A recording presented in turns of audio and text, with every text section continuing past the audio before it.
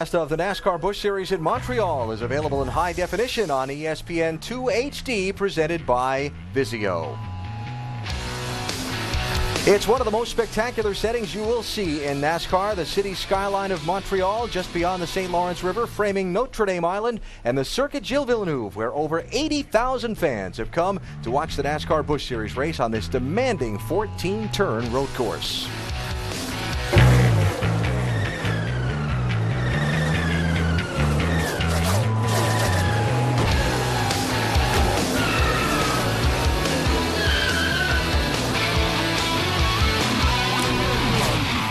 ESPN's exclusive coverage of the NASCAR Busch Series rolls north of the border today for the first NAPA Auto Parts 200 presented by Dodge at Circuit Gilles Villeneuve in Montreal. 43 drivers are buckling in, ready to go racing just moments from now. Alan Bestwick joined by two-time NASCAR Busch Series champion Randy LaJoie. Glad that you've joined us for our coverage of the race. Randy, we've heard from the drivers about how difficult this race is going to be on them and their cars. That said, how important is it to start up front today if you want to win? Well, I'm not sure. When you got Kevin Harvick, you got Jeff Burton and Biffle all in the back of these things, their teams are prepared for different scenarios. That's one thing road courses bring, different scenarios. I think by the end of the day, these guys are going to be up front. Talking about guys who will be starting in the back. Their double-duty shuffle, of course, been going on between Pocono and the Nextel Cup Series practice today, and here in Montreal, where the Busch Series qualifying started about noon Eastern time. 3 of the drivers made it in time, 3 did not. Kevin Harvick, Jeff Burton, Greg Biffle to the back. Jason Leffler and Richard Johns are in backup cars after crashes during practice. Highly anticipated this race is by the fans. They're about to hear the sound they've been waiting for. Amateurs de course, c'est maintenant le moment d'entendre ces mots magiques que vous attendez depuis le début du week-end. Racing fans, this is the time to hear these magical words you've been waiting for since the start of the weekend. Et pour les prononcer, voici le président et chef de direction de UAP NAPA, Monsieur Robert Atem. Conducteurs, démarrez vos moteurs. Drivers, start your engines.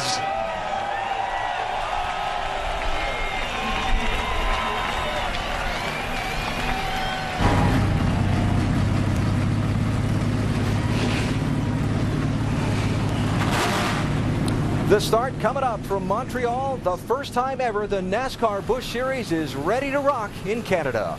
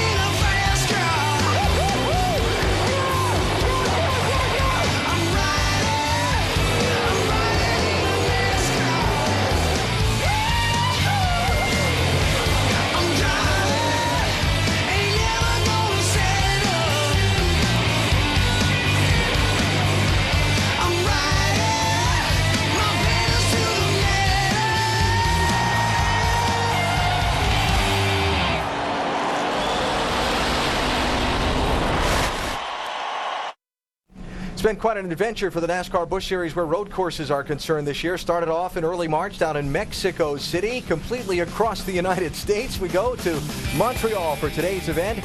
And then next weekend, it's on to Watkins Glen, New York for the third of the road course races in 2007 for the Busch Series. Circuit Gilles Villeneuve in Montreal today, the venue for the NASCAR Busch Series, their 23rd race of 35 in 2007. We've talked about it, Randy and I have. We've heard it from the drivers earlier. The story of the day today, brakes. Brakes is the word of the weekend, for sure. It's got to be. Well, it's one of the few tracks that Formula One goes to when they have problems making the brakes live the whole race. So, now you have a car that's 3 times as heavy with the same horsepower almost. It's just going to be a big deal. You're definitely not going to be able to go hard the whole time. You're going to have to think about, some level of finesse and making sure that, the brakes don't get too hot. They don't wear out. They just get too hot. Because on a street course, we're going 170, breaking down to like 50 in 3 spots. So it just doesn't give the brakes enough time to cool. You can tell, you get a feel for the pedal. The pedal kind of gets a little bit long, and that's when you got to back off and make sure you cook them for good. And if the fluid gets too hot, there's no getting it back. So patience would be a big piece of, at least as I see coming into this weekend, being smart, taking care of your car, taking care of your brakes, and waiting for the moment that really counts, which is only that last lap in racing. Let's take a look at the starting lineup for today's 200-miler here at Circuit Gilles Villeneuve. A Canadian from Quebec, Patrick Carpentier on the front row with Max Pappas, the Italian, on the outside. In fact, we've got drivers from all over the world in these first 5 rows. And you got Hornaday up there, too. Yeah, that's true. Ron Fellows, the Canadian. Boris Said from California in row number 2. A couple of heavy favorites to contend for the win in this race. These guys have so much experience road racing. These guys are going to be the rabbits. These guys are going to learn so much. Hornaday, Marcus Ambrose, just to get it into a rhythm. That's going to be the biggest thing. Get into a rhythm. Do not wear your stuff out. Nick Janssen originally from Sweden, Michelle Jourdain from Mexico, all inside the top 10 starters. Great qualifying run for Stephen Light. His 2 road races right here, Jorge Getters and Robbie Gordon. Robbie Gordon is going to be very exciting to watch at the front of this race. Andy Pilgrim driving Dale Earnhardt Jr.'s 88 car, and Andy Lally, a 3-time champion in the Grand Am Sports Car Series. Another one to watch, Stephen Wallace. Him and Carl Edwards are going to be coming back through this pack in a hurry. Stephen has had a great car throughout practice. Jason Leffler will go to the back in a backup car. He had a crash in practice earlier. Eric Almirola driving the Joe Gibbs 20. David Reagan and Michael Valiente. Here's Michael Valiente, tested just last week. Never had an H-style shifter in his life. Always driven a car with a straight line shift. Greg Biffle lined up in row 13. Casey Atwood qualified his car. Biffle will be one of the guys that goes to the tail of the field on the pace laps for the driver substitution. See his progress through the field. DJ Kennington run a Canadian Tire race earlier and did a wonderful job. Kevin Harvick will go to the back. David Ruderman will not. Harvick did not make qualifying. Ruderman did. These guys are going to be very exciting to come up. Todd Cleaver said he's getting better every lap. Coming from row 16 today, Jeff Burton's car qualified by Scott Wimmer. He'll drop to the tail of the field on the pace laps. I can't wait to see the first couple laps. Mark Green wasn't originally scheduled to drive this car. He tested Ruderman's. He's in a race car now. Mike McKenzie, one of the Canadian drivers in the field. Richard Johns in a backup car after a crash in practice. J.R. Fitzpatrick, he's a point leader in the NASCAR Canadian Tire Series. Had a race here earlier today, mentioned earlier this morning on this racetrack. Jared Johnson brings up the tail of the 43-car field, and that's how we will go when the green flag waves here in just a couple of minutes.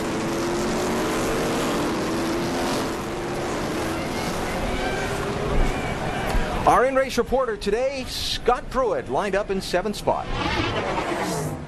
Scott Pruitt, Randy LaJoie in the booth. You have a copy.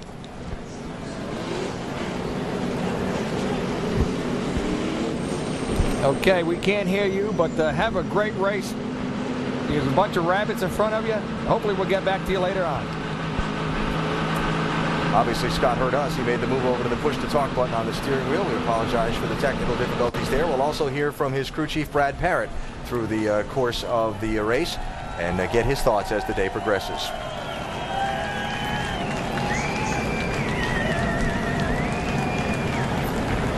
So the field making its way around the very long and slow pace laps here on this 2.7-mile track. Takes a little while to run around here at the pace speed, which is pretty slow Pit road speed today is going to be something to keep an eye on. It's just 30 miles an hour on this pit lane. Well, this is something that the drivers won't hear a lot of throughout their oval tracks. Is the crew chiefs are not going to come on the radio and say, hey guys, warm the brakes up before the first turn. Yeah. They're saying stay off the brakes, do not heat them up at all. There's the pit entry. You also think that's going to be a key today in the race? It is. Not only there's the start, there's your speed line right there at the yellow. Once you leave there, once you get your speed, you have to take a left and a right. So it's going to be a little different for these guys. We heard Andy Program say he almost crashed coming in there. He was watching his tack to keep his speed right. Wow, look at the reception these fans are giving these drivers as they come by on their pace laps. Let's check some stories from pit road before we go green flag racing. Vince Welch, you're first. Well, Alan, this is the most physically demanding of the 3 road courses that they run on the Busch Series. In fact, I've seen several drivers with their hands taped because of the blisters that have been caused by the multiple shifting, 18 to 20 shifts per lap, some of these drivers. And also the foot and leg fatigue from working the brake so aggressively. Patrick Carpentier told me after practice on Thursday his leg was shaking when he left the track. He had been using it so much on the brakes. Now let's check in with Gary Gerald. Earlier in qualifying for Scott Pruitt, there was an electrical gremlin that affected one of the distributors. It cost him, he thought, 0.3 of a second. He had one more lap, didn't get it. He starts 7th. He obviously has got a lot of work to do, but he's still very, very confident. Marty? Guys, given the ultra-tight confines here in Montreal, starting in the rear is a massive disadvantage. However, maybe not as big a disadvantage as you might think. Many drivers told me starting in the middle is much worse than starting in the rear. Why? Because in the rear they can hang out, take their time, and watch all the craziness happen in front of them. Look for the middle of the pack to be a treacherous place today. Alan? Especially with these walls so tight to the racetrack. Coming back with the green flag when we return to Montreal. Brad Parrott getting his 41 team fired up as we get set to go racing.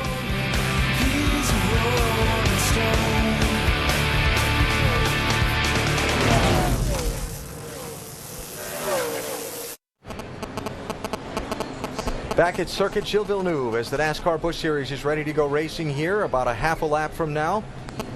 We are getting ready for the first green flag in Canada for the NASCAR Busch Series ever, and the field is rolling down now the final straightaway before the last chicane and the start of the race. On the starter stand is a legendary race car driver from Canada, John Paul Cabana. He will wave the green flag to get the field going. Here he is, tucked in between the NASCAR officials. I've chased him quite a few times on these short tracks up here. Have you now? Yes, I have. He taught me something one time too. I was chasing him for a lead. About 5 to go, he started waving his hand before spotters, and I slowed up. He did. You owe him one. Yes, I do. What do we watch for here? This first corner, Randy. Hard left-right combination, 43 cars. Well, hopefully the guys don't run over each other. That's the main thing. Is the first turn, you're going to just kind of be easy. These guys just were in these cars for qualifying. They're all pumped up. The wheels are spinning. Just hopefully they don't get stuck in the mud. Carpentier and Pappas lead him down. Enjoy the start from Montreal.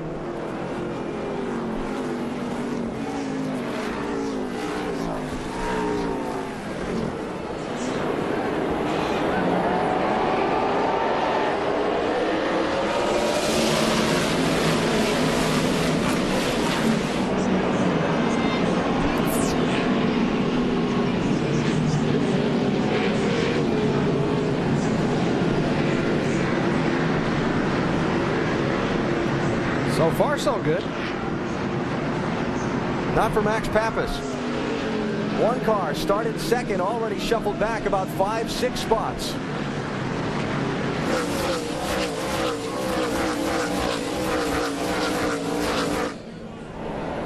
It is Carpentier leading, Fellows second, Said third, then Ambrose fourth, fifth is Pruitt, and there's Pappas back in 6th place from second. He was totally excited after qualifying. Maybe he just kind of burst his bubble, and now he's taking a breath. These guys probably went the first couple of turns without even breathing.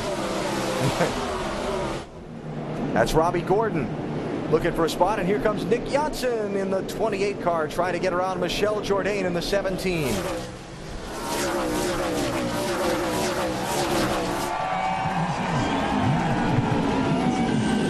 This is one of the very few passing zones right here. There's about 3 of them on the racetrack. I was talking to Kevin Harvick and Jeff Burton. You get up on the inside of these guys and come on. Robbie Gordon going to get 2 in one corner as he ducked both to the inside of Stephen Light, and it looked like Michel Jourdain. They're going to get harder and harder. The closer he gets to the front, the harder these passes are going to get. Take that back. It was Jorge Getters he worked inside of, not Jourdain.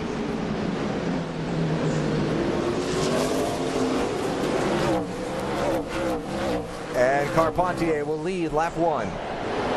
Listen to the fans. I see a little right front damage on the yellow car, on the Scott Prue's car, on his fender. Not that aerodynamics makes a huge difference on a road course. So the first 6 have gotten away single file as we watch Pappas try and get back around Scott Pruitt. These guys are just trying to set a rhythm. Okay, how fast can I go without abusing my stuff? You know, you got to be smooth. You got to be very easy on that brake pedal.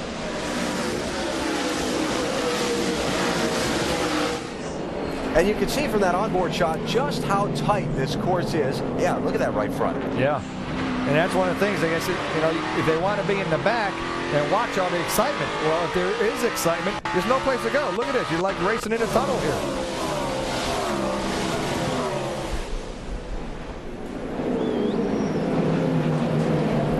So how much will that fender damage affect that 41 car? I don't see any smoke like it's rubbing on the tire. No, that's right. They got spotters all across this racetrack. I think they got 4 of them. A lot of guys have 4 spotters, and they're all looking at it with their wiper blades. It looks like that's who we got in the back of, is Hornaday. Boris Said, a quick look inside of Ron Fellows for second spot. Said in the red 9 car, Fellows in the blue 33. And the first 6 guys have multiple laps on a road course. Here comes the Holiday Inn car.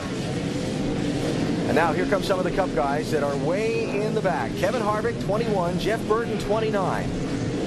Todd Cleaver is learning a lot from these guys. He could help himself so much today by following Harvick and Burton. Cleaver in the 16 car.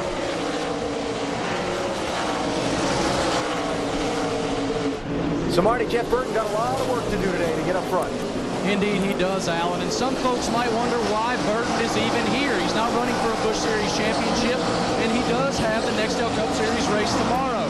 So I asked him on Thursday, what are you doing here? He said, Marty, I'm a 5th to 12th place driver in a Nextel Cup Series road course race. If I want to contend for championships, I have to get better on road courses. So he's here in a fine-tuning effort to learn lines and learn road course racing.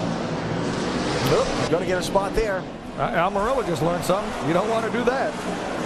Eric Almirola in the 20 car for Joe Gibbs, giving up that spot. So Jeff Burton moves up now to, that'll be the 28th place. At the beginning of the race, Scott Pruett's damage came from Max Pappas when Max slowed down a little bit. I got some damage on the right rear corner of Ron Hornaday in that 77 car as well. Is that fender buckled out there? Yes, it is. Somebody's running the back of him and shoved that forward. He's lucky he's not at Talladega. Yeah. Michel Jourdain working on Hornaday there. That's for 7th spot. Check that. That's for 8th spot. Robbie Gordon has just gone through both of them in the 55. With that damage in the back of that car, somebody has got to have some damage in the front. Look out, coming in hot. Oh, Nick Johnson in the 28. Into the back of Jourdain, into the back of Hornaday. Oh, he's still going.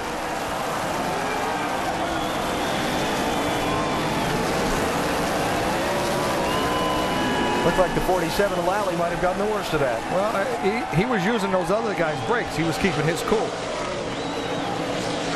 He being Janssen in the 28. Correct. Yeah.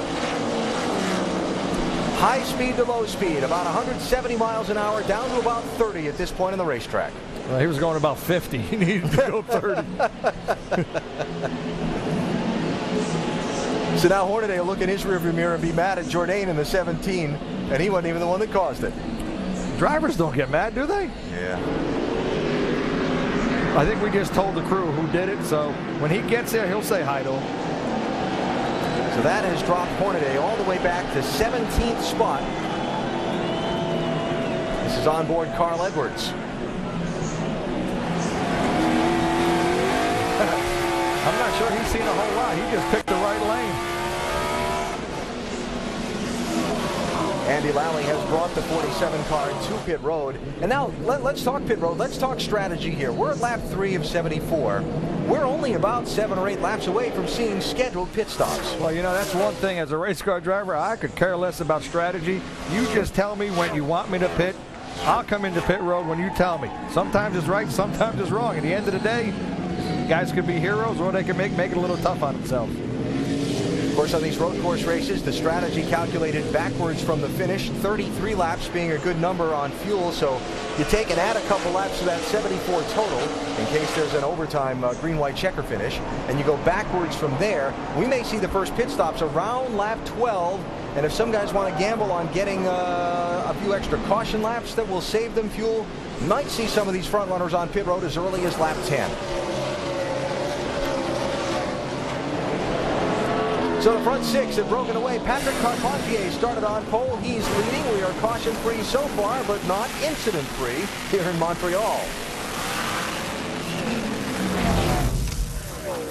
29. Tomorrow, the NASCAR Nextel Cup Series from Pocono Raceway in Pennsylvania, ESPN, 1 o'clock Eastern Time. Our coverage presented by Rush Hour 3. Tony Stewart tries for the three-peat, coming off his Indianapolis win and his win in Chicago the race before. And that great fight for the final spot in the chase for the Nextel Cup. 13 points between Earnhardt Jr. and Kurt Busch. And they start together on the front row. Boy, that's going to be exciting. I wonder who wants the 5 bonus points the most. More log on to ESPN.com. Here is the race for the lead in Montreal. It is Patrick Carpentier out in front. Boris Said second. Ron Fellows third. There is Marcus Ambrose in 4th spot. And watch this pressure from Boris Said inside of Patrick Carpentier. Ooh, he let him go. He got him, but he let him go. When that happened, down at the far end of the racetrack from where our broadcast position is, you could hear the fans roaring from up inside our broadcast booth as their local favorite Carpentier held on to the lead over Boris. He might not sell any many t-shirts this afternoon. Ron Hornaday, we saw him. He's had a couple of skirmishes already on the racetrack. This was on his onboard radio just a moment ago. On the drill right now until the 17th is done. Give me 9 times.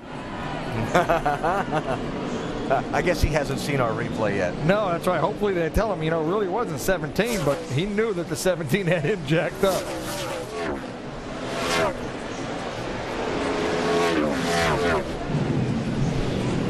So Hornaday now has fallen back after the spin and the donut and the burnout and all the rest of that he did quite a bit in the field. He was in the top 10. He's down to 15th now. Now there's Jeff Burton. Burton has been on and off pit road already in this race. That's right. This is a road course scenario. This is a scheduled pit stop for those guys. Marty? I'm not sure they're a whole lot smarter than I am. Marty, what are they saying down there? Indeed, it was scheduled, Alan. Burton came down pit road, as you guys said. Fuel mileage is going to be big. They went ahead and short pitted on lap 5, fuel only, and he's back out. All right, so we'll keep an eye on Jeff Burton. Now, this lap is so long here, you can make that stop and not lose a lap. Which is a great thing. And by the way, for those of you watching in high definition, our onboard cameras today are not in high definition. We apologize for that. This is the slowest corner of the racetrack right here, 30 miles an hour, heading up to the fastest part of the racetrack. So no, maybe not. Jeff Burton back to 31st and a new leader. Boris Said has gotten by Carpentier. And then we heard Patrick at the beginning of the race say he might let a couple guys go to set a rhythm and see if those guys could outrun him and see where he's going to keep his brakes. Right, he didn't want to get out and run too fast a pace and not have anything left for later on. So Boris Said leading a NASCAR Busch Series road course race for only the 2nd time. I do believe Boris is going to run this car pretty hard. He's one of these drivers that, number one, he wants to win a Busch Series race. He is an excellent road racer. I think he knows where failure is on all his brake systems. Leaders coming up on the back of Morgan Shepherd in the 89 car to put a lap on. Actually, Morgan going to pit road, so he'll be out of their way. Of course, you see on the what they call the C-pillar of the race car, the post between what would be the rear. Oh, here comes Carpentier back. No room there on the outside of that corner. See, Boris is not going to be a popular guy if he outruns the local hero, but on the back panel of his car, he's got the Montreal Canadiens logo. We'll talk more about that in a minute. Saving him. Scott Pruitt on pit road, lap number 8, Vince. Brad Parrott, the crew chief, was telling me that damage on the right front they did not believe was affecting the performance of the car. In fact, shortly after he'd done the damage, they had run the fastest lap on the track, but they are now trying to pull out that right fender. Even got a ball bat that they've got over there using it for leverage, and that is all they do here. No tire change, just a correction of that right front fender. So Pruitt will rejoin. Looks like Fellows starting to put a little pressure on Carpentier for second spot here. You know, these fabricators, these guys spend hours and hours on these fenders of these race cars. The guy just takes a ball bat to it. Well, you drivers are the one that rearrange them first. Yes, we do. It don't take that long, though. Of course it doesn't.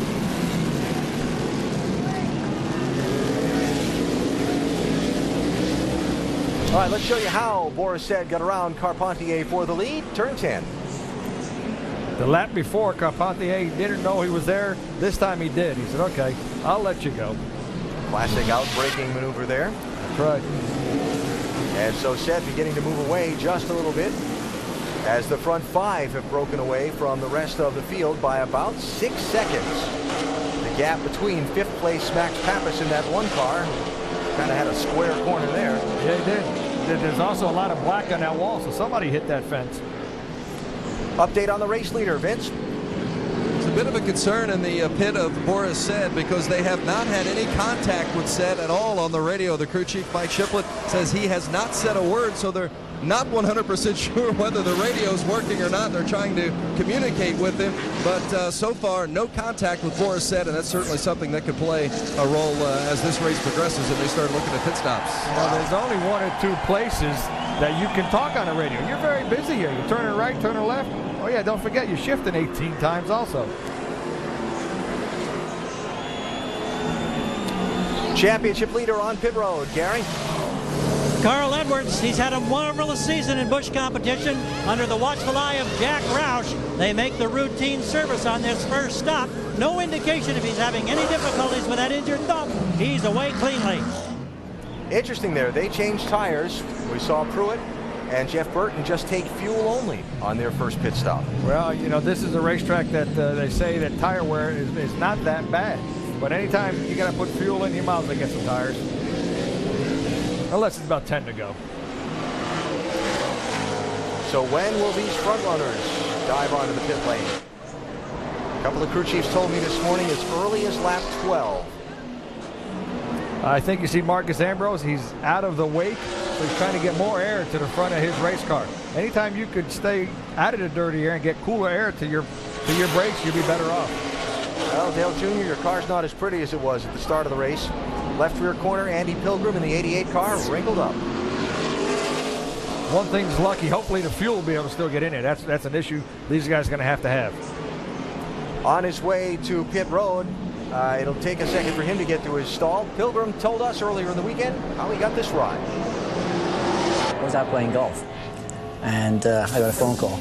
You don't normally answer the phone when you're playing golf, right? But it was Junior, so I answered the phone, and he says, "Hey man, I want to talk to you about something. Have you got a minute?" I said, "Well, I'm just playing golf. Can I call you back?" He says, "Well, it's kind of important." And so I was like, "Yeah, sure. Okay, what is it?" And then he told me that, "Hey man, how would you feel about driving the Busch car, my Busch car, in a couple of races, the road courses?" So that's how it came up. Andy Pilgrim, this is a first for him. He's never made a NASCAR Busch pit stop. A crinkled left fender, fuel being spilled, but that's routine. The lug nuts fly, the brake dust flies. Number 88, what a story as he leaves, and we go to Marty. Kevin Harvick just came down pit road, took 4 tires and fuel. Crew chief telling him he needs to conserve his brakes better. He said, "You're running entirely too fast to be saving brakes." Harvick down and away. Alan. And waiting for some of the leaders to come down pit road for the first of their pit stops today. Kevin Harvick rejoining. Well, that's so hard to discipline yourself to save your brakes. I mean, when you're sitting in that car, the guys are in front of you, you just want to pass them. and you say, okay, I can't pass him because I can't use up my brakes. But you don't want to be the first one to have a failure, but you want to go as hard as you could. Yeah, watch that car bounce over those curves. Race leader on pit road at lap number 11.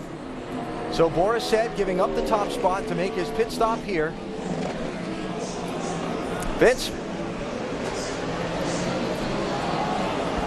Boris said coming in with his initial pit stop, he's going to take just 4 tires and fuel. They're not going to make any changes, and they do now say that they have had radio communication with Boris, so that has not been an issue as you see the crew go over the wall. Again, 4 tires and fuel. We've had a couple of cars that have come in on this initial stop, including Ron Hornaday, that did not take on tires, but that will not be the case for the 9 car.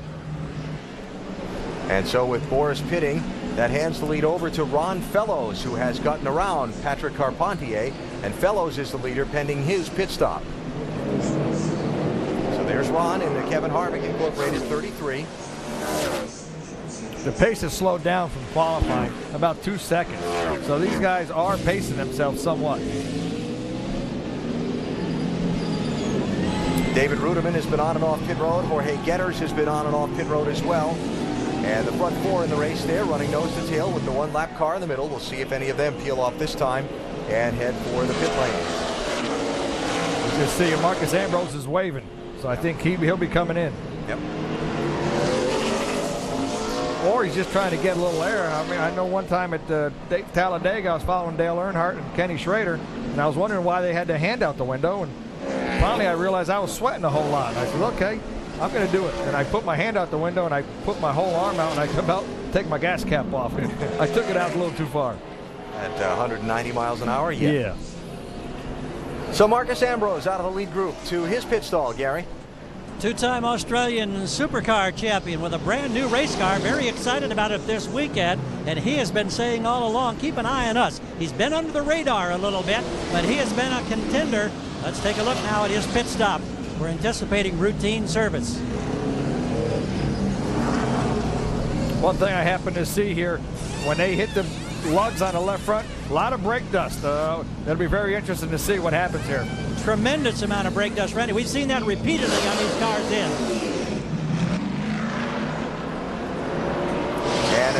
Greg Biffle down pit road in his stall now. 4 tires and fuel. Biffle is surging rapidly through the field. Started in the rear after missing qualifying today, but he had gotten to 16th under green, and now he was 10th coming in for this pit stop. He's down and away. Troubles on the front tires there on the 50 pit stop. If we get a chance, we need to see his signboard. He's supposed to have a trick signboard out this week. Yeah.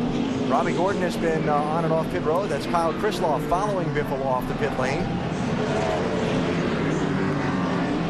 These guys have to be very careful when they leave pit lane here. There's a white line. You cannot go underneath that white line.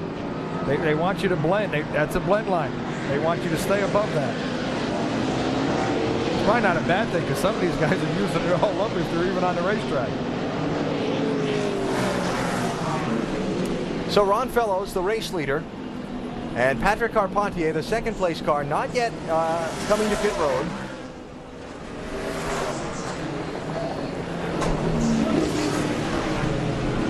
Max Pappas, Nick Janssen, Stephen Light, they have not pitted. I think interesting on the racetrack is that Scott Pruitt is out ahead of Boris Said for the cars who have stopped already. We'll see how that plays here in a second when this cycle of pit stops comes through. Here you have team cars. You got Ron Hornaday and you got Ron Fellows here, and there's 2 different pit strategies. Yeah, Hornaday in very early. Of course, at that point, Hornaday had been spun around and drop kick back a little bit. As Fellows putting a lap on Bobby Hamilton Jr. in the 35 car. This racetrack means so much to Ron Fellows. Has had success here in his professional racing career. Calls the man for whom the circuit is named one of his racing heroes, Gilles Villeneuve. And while a lot of the French-speaking Canadians would like to see Patrick Carpentier a winner, no doubt they take great pride as well in the Toronto area native Ron Fellows if he is able to take the victory today. The two Canadians in the top two spots. Does he pit here? Coming to the entrance of pit road. And yes, for Fellows. These guys have got to be very careful, like you said earlier. 30 miles an hour pit road speed. These guys have to be very, very careful.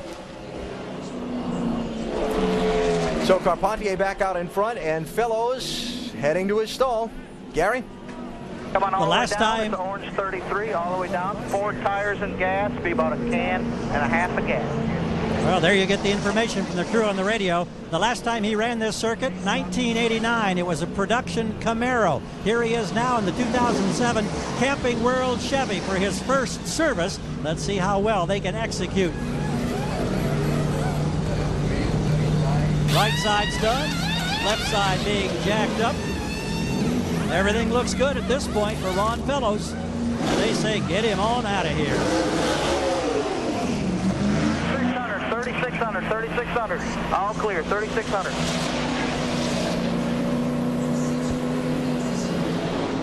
So that puts the lead back in the hands of Patrick Carpentier, who started on pole, has yet to make a pit stop. We're early in the going in Montreal.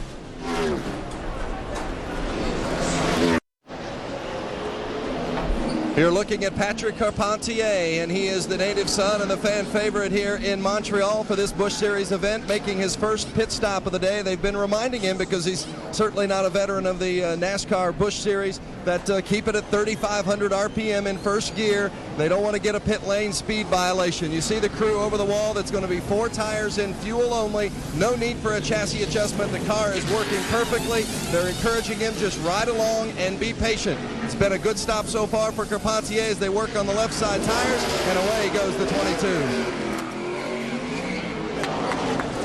So that hands the lead to Nick Janssen, the veteran of the road racing circuits, who is out in front now in the 28 car for Jay Robinson Racing. One of the things I noticed out on all the pit stops, two guys' brakes that had the least amount of brake dust on them was Ron Fellows and Patrick Carpentier. Might be worth something to him later in the race. Yes, it will. So Carpentier rejoins. Janssen is the leader. There he comes in the 28 car. He's first. Stephen Light is second. Those two cars have not pitted yet. Then things will cycle back around to the guys who have made pit stops already. So we'll keep an eye on this 28 car and then the 90 as well to see when they hit the pit lane. Well, I think if the 28 ever catches the 77 somewhere today, Fellows, Corner Day's going to say, hey, how you doing? David Ruderman, 99. Jeff Burton, 29. Fighting pretty hard for a spot. That is 16th and 17th. This is an area that Jeff was telling me that it's very hard to see where you're going. He has a spot under David, but then again, the next corner, David has a spot. You race side by side for too long, you're just losing time. So Ruderman gets away there, and Burton moves through. And that puts Burton up to 16th place. Here comes Jorge Getters inside of Ruderman. And Greg Biffle as well in the 37. Wow. That was close. Yeah. He's got the goalie in his pit. I resisted the glove saving a beauty line there. Come on. Second place is in on pit road, Vince. That's Stephen Like. He's just 20 years old, the youngest winner on the Busch Series this year. He won at Kentucky. And they're going to change all 4 tires and give it fuel. But again, no chassis adjustment. They're very happy with the car for Stephen Like. Tell you what, he did a very nice job in qualifying. Yes, he did. Started in 9th spot today. Him and Marcus Ambrose are the flagship guys. Uh-oh, the list missing one. Is that the 90 pit? So Light will, it is the 90 pit, so Light will be making a return visit to pit road. You can't afford mistakes. It's so important here not to make a mistake.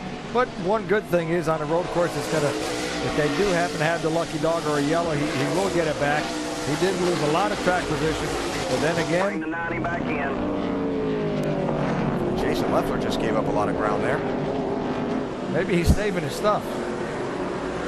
He's felt. Well, he had to start at the back, remember? They're in the back of the car. That's right. Pit road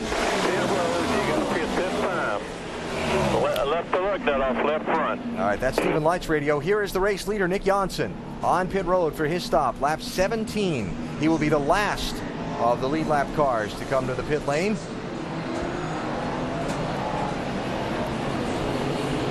Vince?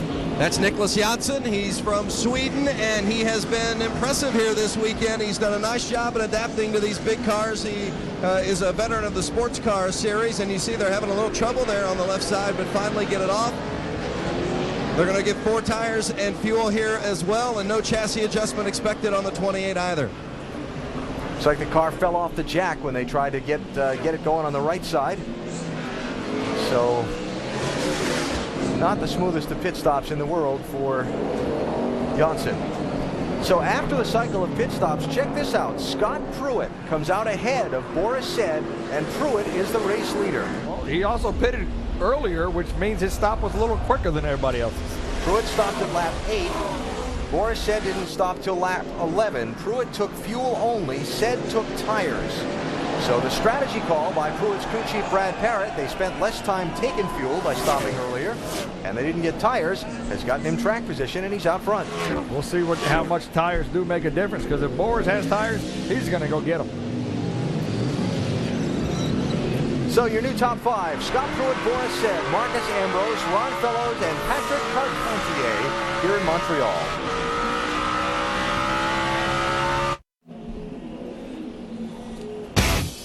Aerial coverage today brought to you by Goodyear, the official tire of NASCAR, helping NASCAR drivers get to the finish line for the past 25 years. Beautiful pictures of Circuit Gilles Villeneuve as we welcome you back to the NAPA Auto Parts 200 presented by Dodge. Our coverage of the NASCAR Busch Series, including today's first ever race north of the border in Canada. Max Pappas has fallen back to 6th place. He started on the outside of the front row. He basically fell back to 6th on the opening corner of the race and had this little conversation with his crew chief Chuck Myers a few minutes ago. The guys in the front are pushing quite hard. I think they're going to run out of brake. I need to back off a bit. 10-4, Max, you're in control of that there, buddy. Just relax on it. You're in 5th position right now. We can run anywhere from there. So just make sure you're saving your stuff. Let them run away. He's in control of it. For more technical information, log on to ESPN.com. Search word know-how. Well, the crew chief put the ball back in his court. Said, okay, you're in control of your brake pedal. You do what you want to do. You think those guys are getting away from you, using too much brake? You put it back in your foot. Boy, these guys are up, right up on it. Gotta love it. Isn't that nice? Scott Pruitt, Boris Said, Marcus Ambrose. Top 3 Ambrose with a peek inside of Boris Said for 2nd spot. He's there. Got him.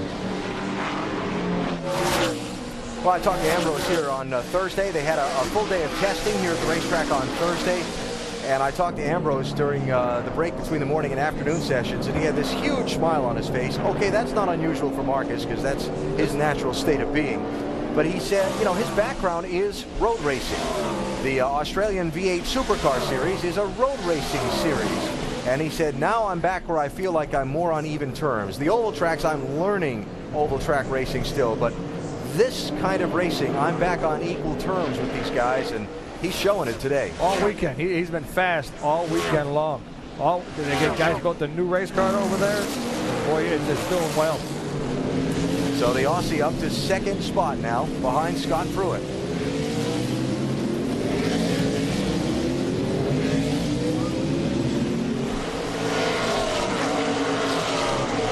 Of course, Marcus Ambrose, in his first full season of the NASCAR Busch Series, ran a partial schedule in the Craftsman Truck Series last year, and has told us on a couple of different occasions this year that he is loving racing and life in the United States.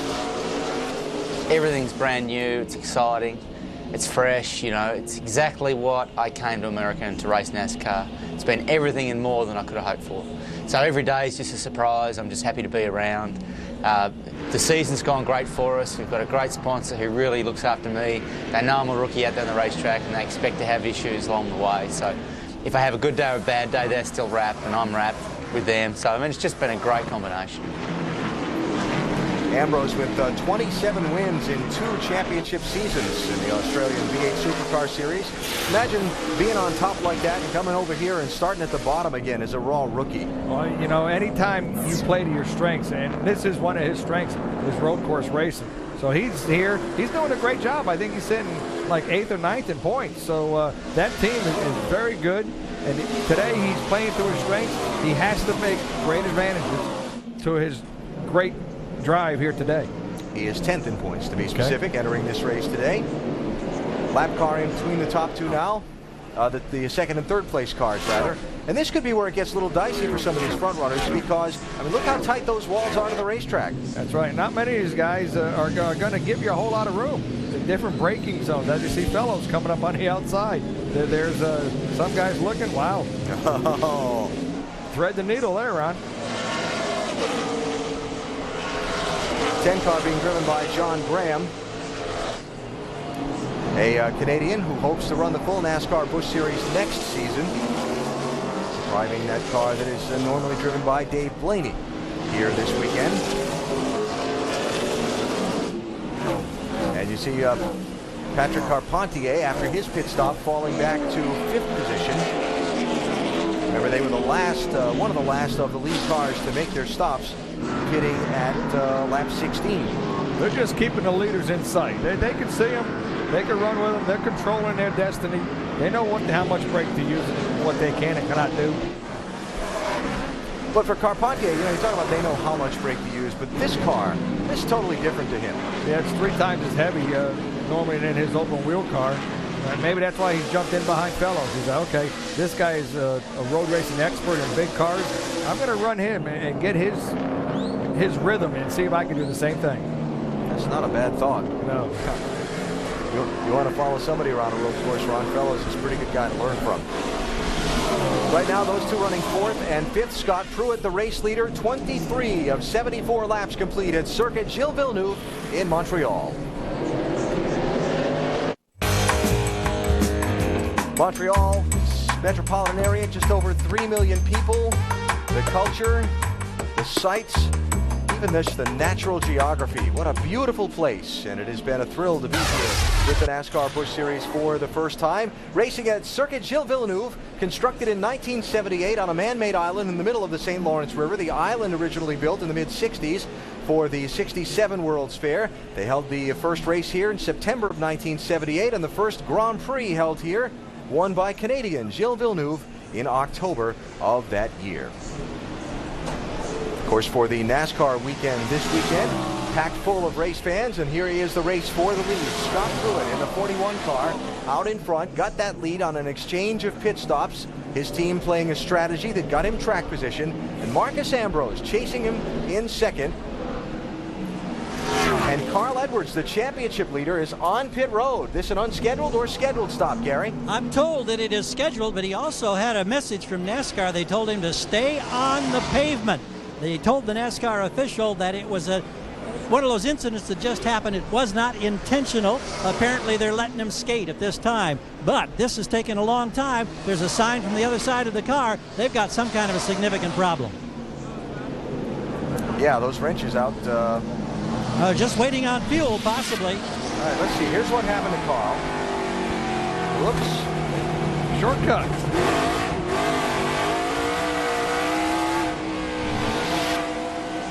Now, obviously, the troubles are more extensive than that. We'll let Gary find out what's going on there and then check back with him in a moment. But the championship leader here in Montreal on pit road, just 25 laps into the race. Pressure. Here it comes, the Tasmanian Devil. Yeah. Marcus Ambrose, originally from Tasmania, given that nickname back in Australia. It's going to be so interesting to see if these guys are saving their stuff. Marcus wants to lead. He wants to lead a NASCAR event. Working their way through some lap traffic now. Coming down to that long... Oh. Is that from David Reagan's car, Marty? Yeah, Alan, we're here in the 6th pit. You can see this tire is absolutely shredded. Reagan came on the radio, said he made contact with someone, he's uncertain who, and that cut down that left rear tire forced him to make an unscheduled pit stop, puts him even further behind. This thing is done. They do need air. That's the one thing that I do know as a race car driver. Those tires need air. Yeah. I thought that corner that the leaders just went through might be the place where Ambrose might take a shot at Pruitt. That's one of the heavy braking areas, but it looks like Pruitt actually gapped him a little bit. It's going to be very interesting to see, Alan. This is the most laps that these guys have put together. Normally these guys only run about 8 or 10 laps for 2 days. These guys are getting fatigued. These guys are sweating. The brakes are heating up. It'll be interesting to see what happens in the next 10 laps. Carl Edwards has gone behind the wall. Gary, what happened?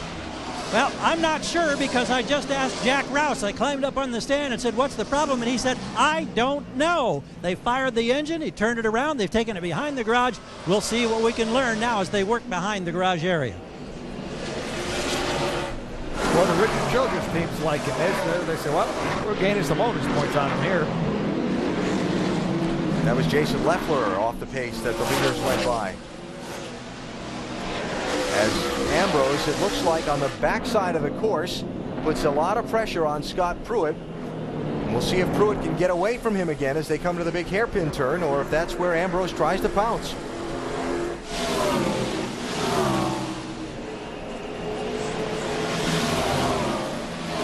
Scott Pruitt getting all kinds of pressure here. Is Ambrose going to try him for the lead? Here he is inside. Nice move, Marcus Ambrose. I do believe Scott cut up some slack. He didn't see a star on the hook, so I knew he wasn't going to get hit. But this is great. It's probably the first race Marcus has led all year. Well, one thing Pruitt has been preaching here all weekend, he said patience was going to be a key word for this race. When you get down to the end, a lot of people are going to make mistakes. And hopefully you're the driver or the team that has made the least amount of mistakes, because everybody's going to make mistakes.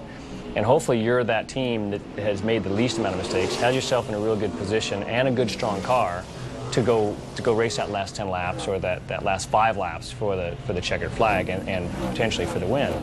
So patience would be a big piece of, at least as I see coming into this weekend, being smart, taking care of your car, taking care of your brakes, and waiting for the moment that really counts, which is only that last lap in racing.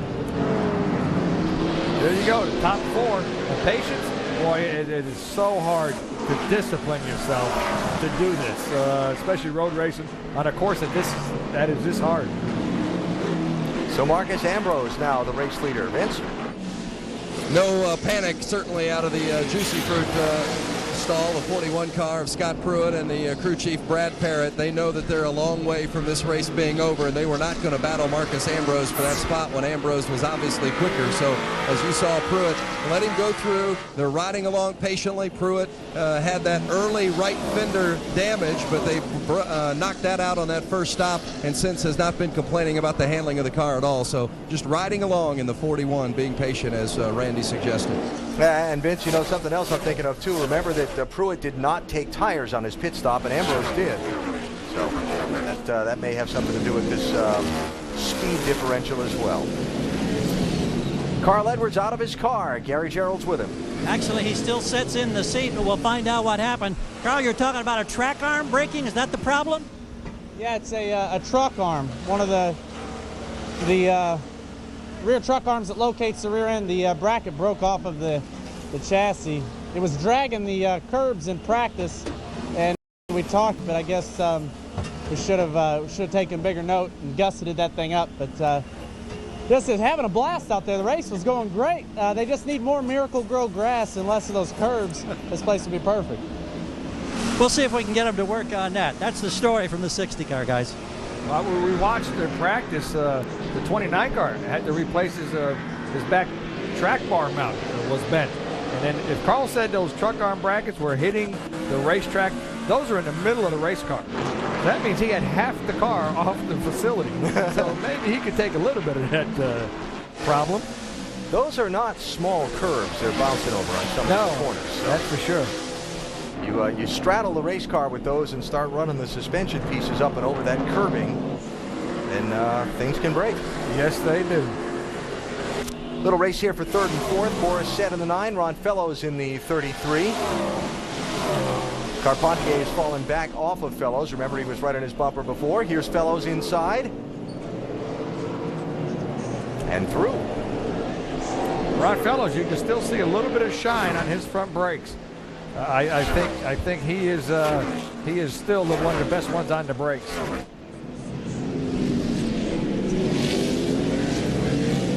So Fellows up to third, Boris Said back to fourth. They're all chasing Marcus Ambrose, the Aussie, leading in Montreal. The NASCAR Busch Series at Montreal is brought to you by Allstate, the official insurance sponsor of NASCAR. And Castrol Synthetic for maximum power. Great cars want more than just oil. Give them Castrol Syntec. Caution is out for the first time in this race, remarkably at lap 30. I would have never thought it was going to take that long. After driving around this course, I would have figured in the top 5 laps we were going to have a wreck. So first full course yellow, the 98 car was smoking on the racetrack. Alex Garcia perhaps dropped some oil, so that is the reason for the caution. Kyle Krisloff will get the free pass and come around and get back on the lead lap.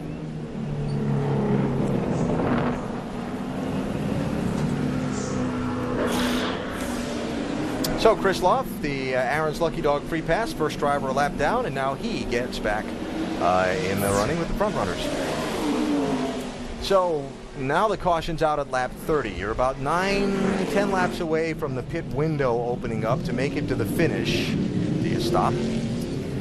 It depends on what their strategy is. This is not a standard strategy race, so I'm going to have to wait and see because I'm not going to make a call on this one. Yeah, it's a tough call. The conventional thinking on road courses these days is caution flags don't impact your pit stops. You stay on the racetrack, you keep your track position, and you stop when you planned to stop. You just stick with the plan. But lap times and tires and that kind of thing, it can affect that thinking as the day goes on for a crew chief.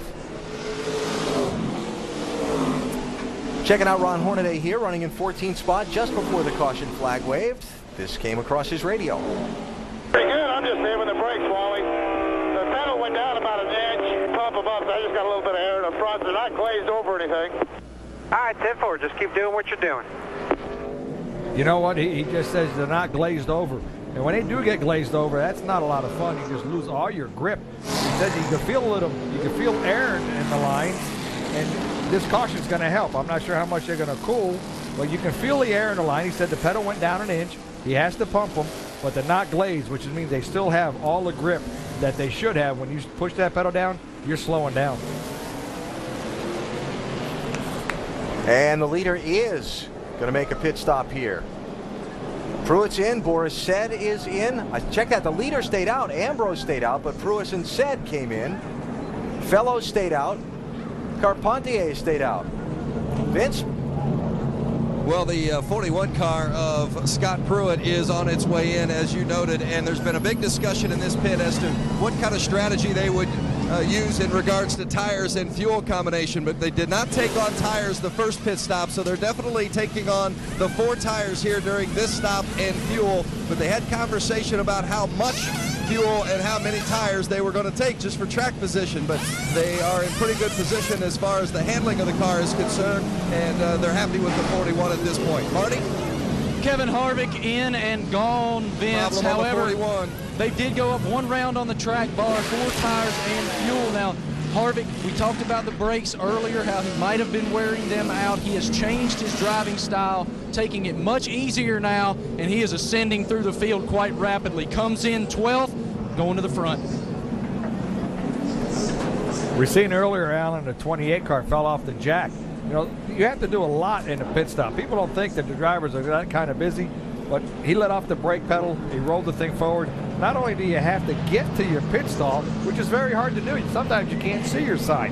Once you get in that pit stall, you got to straighten the wheels out. You put it in neutral, under yellow. Under yellow, Stephen Wallace has found the barrier somehow. That is right at pit exit. And I had Steven as just coming off pit road there. It looks like he's got a leak underneath that race car. I see some smoke and some fluid coming out from right about in the center, that last shot. Stop! Okay, I stopped. I mean, that was literally at pit exit, and he just came off the pit lane, so I'm not sure about that one. If we continue this shot, you can see some fluid leaking when we get back on the racetrack. But the car, I mean, it's dry behind the car there as he comes across. He just took about 20% of air out of his left front brake cooling system. That is not a happy camper. Carl Edwards watching his crew work on his car. The championship leader behind the wall in Montreal as we approach halfway.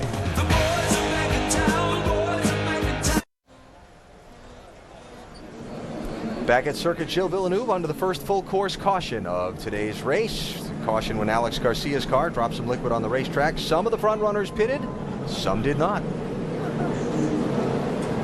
Scott Pruitt, Randy LaJoie in the booth. We're about halfway. How's your car holding up, and how are you holding up? Good. The Juicy Fruit Dodge running good. I mean, we're just Ambrose wanted to run harder than I wanted to. I think it's a bit of conservative brakes taking care of that. So that was a big focus. And otherwise, we're just playing the way we wanted to. Had a little bit of a miscue, I think, on that last pit stop, but everything else going good. Okay, thank you, and have a good end of the race here. And Brad Parrott, the crew chief. Let's check in with him. Brad, Randy LaJoie, pit strategy, what do you got for us? Hey, Randy. Well, the Juicy Fruit Dodge is running awesome today, and Scott Pruitt's doing a great job driving this thing. And, you know, my pit strategy backfired on me there. I pitted lap 8, first car on pit road, and no cautions hurt me a little bit. We got a car that can drive back to the front. You know, all those guys in front of us still had to pit another time. We'll see what happens here. I'm going to pit one more time, but we'll see what I do. Okay, looks like you guys got it under control. Good luck. Thank you. I just want to know, you got plenty of Juicy Fruit up there? They don't hesitate, but Mom told me never speak with my mouth full, so... This is true. There you go. Hey, here's what I think they're up to. You and I were talking about this during commercial. Pruitt just took his tires under the, as you see, Michael Valiante, his teammate, has had some problems on the course as well. But Pruitt, when the window opens around lap 40, 42, he's got reasonably fresh tires on the car. He's going to stop, just take on some fuel and go, when these other guys that didn't pit, like Ambrose, Fellows, and Carpentier, are going to have to stop for a full load of fuel and tires. They'll get the track position back. We'll see. They know what the tires, they're going over their tires now. Yep. They're scraping them, they're checking wear. They already run 30 laps, so when we go back to green, you know, they're going to have they're going to have one more stop, he said, for fuel. Well, you might be right. He might not put any more tires on that thing. Yeah, that might be what happens. Let's get some updates on what's going on, strategy, car, driver-wise. Gary, want to talk about the leader? Yeah, Marcus Ambrose, number 59, likes the way the car is working. They say that they can get the lap 42. That would be put them in the window to go the rest of the distance. So that's the strategy that they're playing out. It's a similar strategy being played out by the 33 car, Ron Fellows. They said when this yellow came out, they were 12 laps from the regular stop. They would then be able to go the rest of the way without incident. And here's one of the most unusual reports of the day from the 88 car and Andy Pilgrim. Remember now, here's a native of England, a U.S. citizen for the past 10 years. He radios in and says, guys, I almost hit a beaver. Now, I don't know if it was a beaver or if it was one of these giant woodchucks or whatever we see out here on the island, but that's an unusual one. Yeah, but we have seen some critters on the course from time to time throughout the weekend. There's Andy Pilgrim cycling up to 6th position.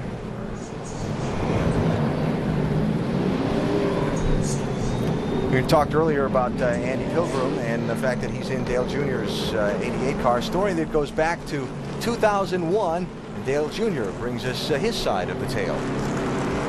Well, it wasn't really a promise. I know it was an interest of my father's that he would like to have seen Andy, you know, because everybody else was doing it, Ron and Boris and those guys, and he was interested to see what Andy would do in the car. So we had a window of an opportunity when we changed our drivers into Busch car with Huffman going out and Keselowski coming in, so we decided to do it. So Dale Earnhardt Jr. putting Andy Pilgrim in the car out of a friendship that was born back in 2001 when Dale Earnhardt Jr. and his father teamed with Andy Pilgrim to run a factory Chevrolet Corvette in the 24 Hours of Daytona. They finished well, finished on the podium in their class. There they are.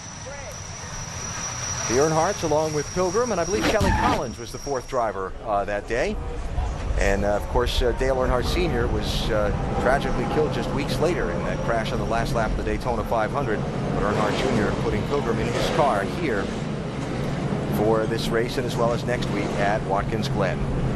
Just about halfway through this race, if you're just joining us, let's show you what's happened in the first half so far. Patrick Carpentier led the field to the green flag, the Quebec native winning the pole earlier today. It's not been without incidents, even though the race was without caution flags earlier, but a fairly clean start.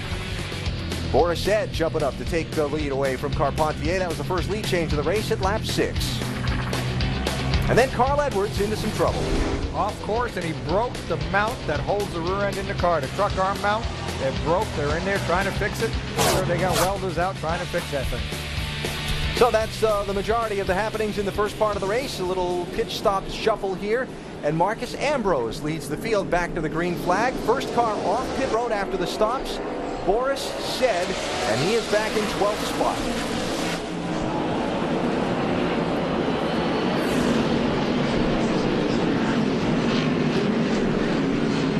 Ooh, a little contact back there. 28, he must have like a push bar in the front of that car.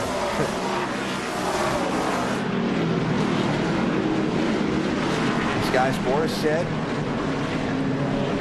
Whoop, that's Jorge Getter's off course. He had little help. He kind of run out of room. He lost a couple spots in the process. Boris Said, Scott Pruitt trying to come back up through the traffic. And all these guys in front of them on the track, guys who did not pit under the caution. Eric Almirola, a little grass in the works. We interviewed him during practice the other day, and he said, I'm learning every lap, and I might not get this right away.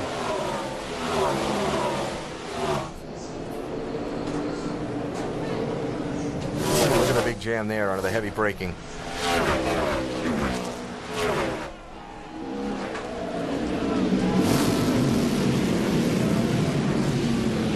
Robbie Gordon trying to slide to the inside of Max Pappas for a spot. Robbie's been very patient in this race, it seems like, so far. Pappas slammed the door shut. Ambrose leads, Fellows is second, Carpentier third, Pappas fourth, Gordon fifth, then Andy Pilgrim is sixth, then Boris Said, the first of the cars who just stopped under that last caution. So Boris has already picked off 5 guys in a lap since the restart. I wonder how many drafting partners. Biffle and Harvick, those guys are just kind of hanging out, just saving their stuff. Drafting partners. Help me out here. We're not at Daytona. Oh, we're not? Okay. Well, look at that. Max just had one. That was bump drafted. Okay, thank you. Robbie's got a little wrinkle in the front grill from it, too. See that? Yep. Surprised Robbie Gordon hasn't been closer to the lead all day. Yeah, I know. I would have figured he was going to be very exciting at the front of this, but I think he realizes this place is a lot. Full Caution's out. Full course yellow. Number 2 comes out at lap 35.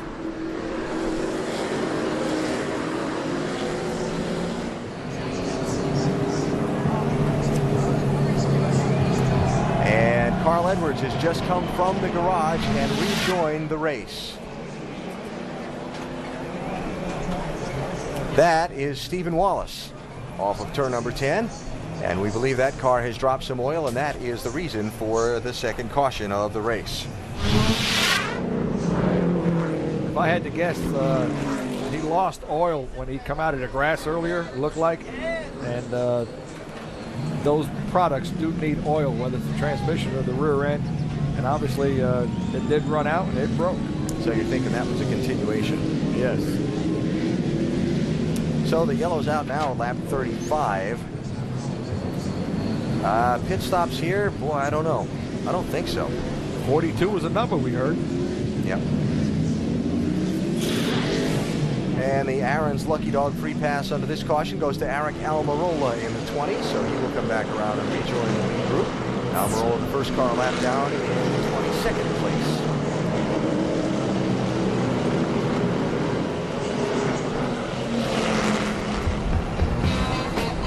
So, full course caution for the second time. Marcus Ambrose, the race leader here in Montreal.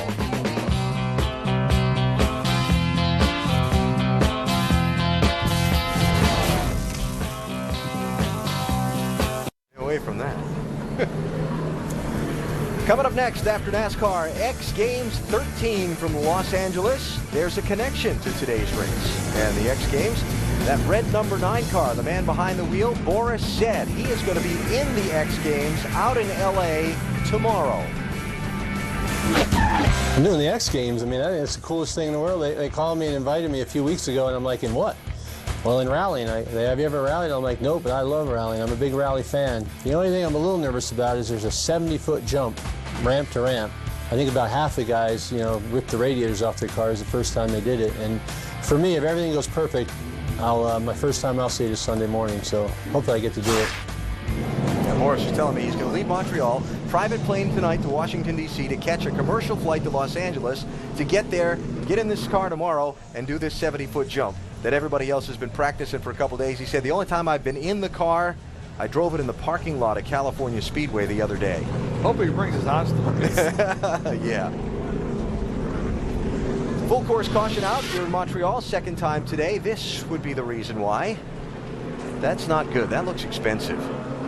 Yeah, anytime you see smoke coming out from underneath one of these cars, it's not a cheap sight. So Stephen Wallace out of his race car and is with Vince. Step in with Stephen Wallace here. What's the determination here under the hood? Well, the determination under the hood is the motor ran out of water and burned up and then blew up. I think Home Life Communities Dodge really fast today. There at the start of the race, I missed a chicane, stopped, didn't gain any positions, didn't pass anybody, and then NASCAR decided just decided to penalize me. They said if you didn't pass anybody, there was no problem, but I guess they thought different. But we fought back from 35th all the way up to top 15 there. They were calling times out. That was as fast as the leaders. A couple tenths off of them. So our car was really fast. It's just man, I'd do anything in the world to buy some luck right now. I'm about the most unluckiest person I think on the face of the planet besides being able to race a race car every weekend. But it's just nothing goes my way. The motor blows up, get in a wreck, catch on fire, flip 25 times or something like that. So we'll go get him next week. Yep, he'll keep digging. Stephen Wallace in the 66. And for more on safety, log on to ESPN.com, search words safety. Some of the safety equipment there. Going to take a break. We'll be back, hopefully under full green flag conditions in Montreal.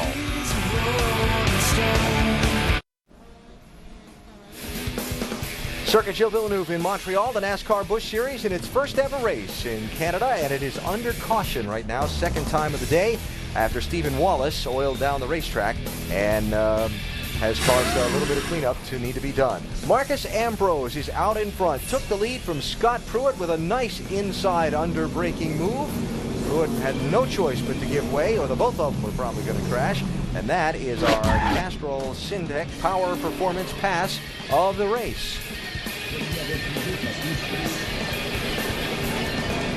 So Ambrose the leader, Fellows second, Carpentier third, Pappas fourth, Robbie Gordon fifth, and then Andy Pilgrim is sixth. Boris Said is the first of the cars who stopped under the other caution back at lap 30, and he is up to the seventh spot. And there's Jeff Burton, one of the Nextel Cup drivers, doing the shuffle today between Pocono and back up to Montreal. Burton now running back in 16th position after starting at the tail end of the field, knowing you were going to have to start out the back and how tough it was going to make to win. Jeff, what are you doing here?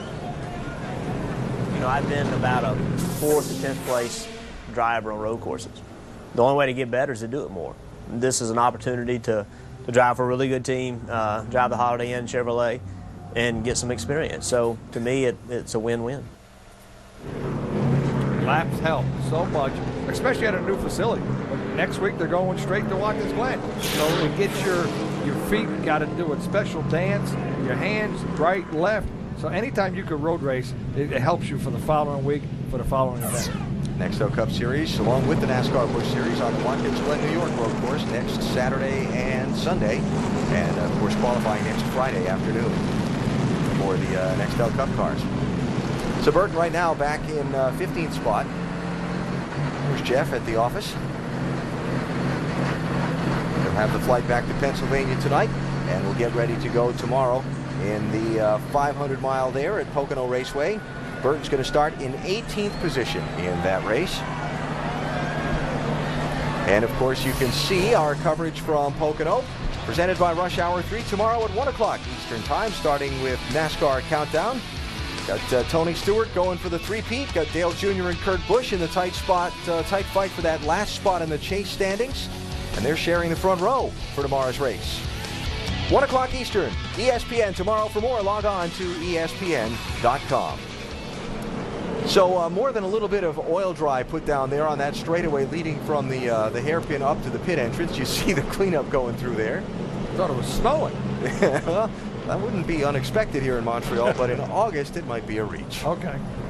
So what's the pit strategy for the race leader? Didn't stop under this caution, Gary. No. Ernie Cope calls the shots and talks to Marcus Ambrose. What is your strategy at this point, Ernie? Well, we're going to stop one more time. We're not quite to our fuel window yet. We're getting close. This long caution is actually hurting us. It's going to make us have to make a decision here. But if they hurry up and go green 2 laps, which it looks like we're not, so I'm not sure what we're going to do. We're going to see how many laps we go green. They go yellow. All right. How satisfied are you with the performance of this Tasmanian Australian driver? Oh, I'm very satisfied. He's an awesome road racer. We're having fun, and he's taking care of the car. He says he's not abusing the brakes, so hopefully it's there at the end. And, of course, we still got a long way to go and a lot of brakes to protect. Thanks. Yeah. Vince? With Paul Wolf, the crew chief for Patrick Carpentier, our pole sitter, currently running third. What advice are you giving him here as we just passed the midway point? Just trying to keep good communication with him, kind of where the balance of the car is, and really just in a riding mode right now. As key as brakes are here, we're just trying to keep something there for the end. We know the car's got speed in it, but we need to be there at the end to have a shot at it. So just trying to keep them calm in the car, keep all 4 tires on the track, and keep some brakes there for the end. Marty? Alan, I'm here with Shane Wilson, crew chief for Kevin Harvick, currently running 13th. You guys have been discussing some fuel strategy on the radio. How do these cautions affect your strategy moving forward? It definitely kind of plays into our hand, or at least helps us a little bit. We put on tires that last caution, and we're expecting just to take fuel here on our last stop, which is with these cautions will probably be before we go back to green. Just how tight are you cutting it? Oh, it's very tight, but we don't quite have the speed to win probably today, so we're going to have to take a little chance to get them up front. And I think our speed will pick up the closer we get to the front, so we'll just see how it goes. A man conceding victory. I'm not sure I believe it. Alan?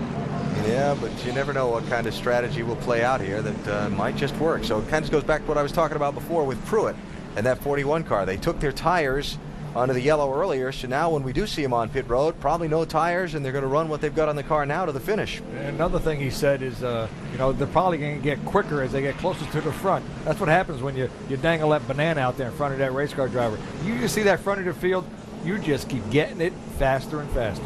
Vince, want to chime in here? Yeah, on the conversation you're having about the 41 car and Scott Pruitt, and when they took those tires off, they were in pretty good shape, and I'll tell you what, their crew was very excited about the fact that they would be able to run to the finish on the tires they have and just take fuel on that last stop. So you're right on the money with that strategy, Alan. Got to be interesting to see when the green flag waves, we get back to racing and those pit stops start happening, which is going to be fairly soon in just a few more laps. Our aerial coverage today brought to you by Goodyear, the official tire of NASCAR, helping NASCAR drivers get to the finish line for the past 25 years. Back to Montreal in a minute.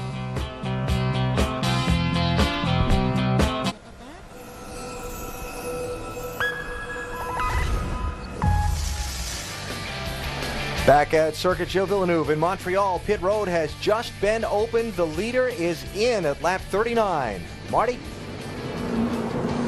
Alan, I'm here in Jeff Burton's pit. He is going to top off fuel and go to the end. They feel like their race car is running really well right now. He's just biding his time, but they are ready to go all the way to the end after this pit stop. Gary? We've got Marcos Ambrose in. You've got a traffic jam. Runfellow's dived in front of him. Pruitt goes by on the outside. His pits are way on down. Watching the service for Ambrose here. And Vince, it is wild. Ambrose is away, followed by Fellows. Scott Pruitt's taking on fuel, and there's a near collision with Michel Jourdain as he exits the pit lane. No tires for Pruitt, just fuel, and they banged out that right front fender damage as well. So some strategy played here as these teams pull their car to pit road on lap 39. So that's 35 laps to go, and 33 was the number we heard from most of the teams as their limit on fuel. And don't forget, there's always the possibility of a green-white checker overtime at the end of this thing, too. I'm sure these guys are hoping for a caution, at least one more. Hopefully it won't be as long as this one with the Major League cleanup. Marty. The numbers 99 and 37 teams just came in as well, guys, and they are cutting it very close. They feel they can make it to the end if we only go the scheduled distance. Green-white checker, those boys are done. All right, so the plot thickens. Patrick Carpentier and Boris Said did not stop. They take over the top two spots, still under caution in Montreal.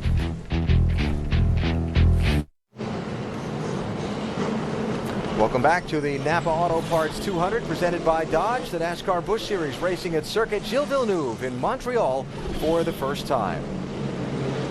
Coming to the green flag here, Marcos Ambrose, who led before the pit stops, will restart in 11th spot. Gary?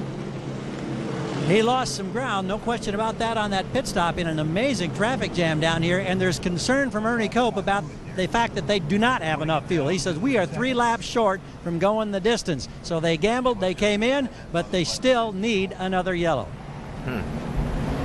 It's going to be interesting. Yes, they have. Road courses sometimes have been won on fuel mileage.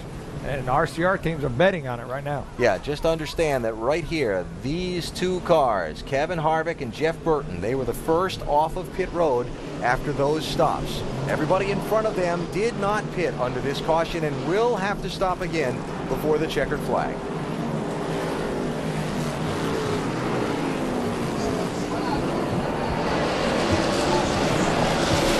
Carpentier leads. Boris Said second. Nick Janssen is third. Jorge Getters is fourth. Brad Coleman with an outside bid on him, diving into turn one. Nice move. Yes, it was. Look at the bottleneck behind him. Jeff Burton getting tapped. No, not Hornaday running in back of 17. Yeah. Even though it wasn't him. That was the cat that was up his bumper. Todd Cleaver not on the lead lap in that 16 car for Roush. There's just no place to go to get out of the way. Whoa, Pappas almost found the grass on the side of the course.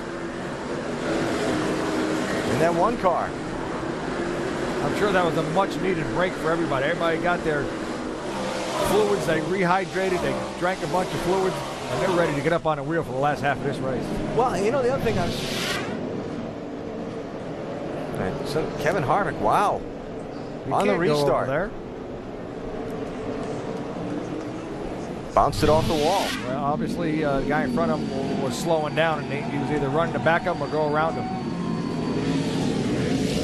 Side by side in front of him for a spot. 27 is Getters. 90 is Stephen Light. Neither one stopped under the caution flag.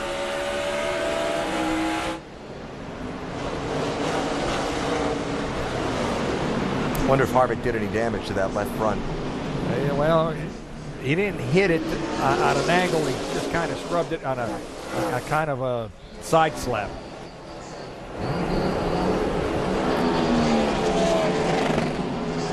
I don't see any smoke there, so that looks pretty good. He's got the Montreal stripe. A new tradition. Yeah.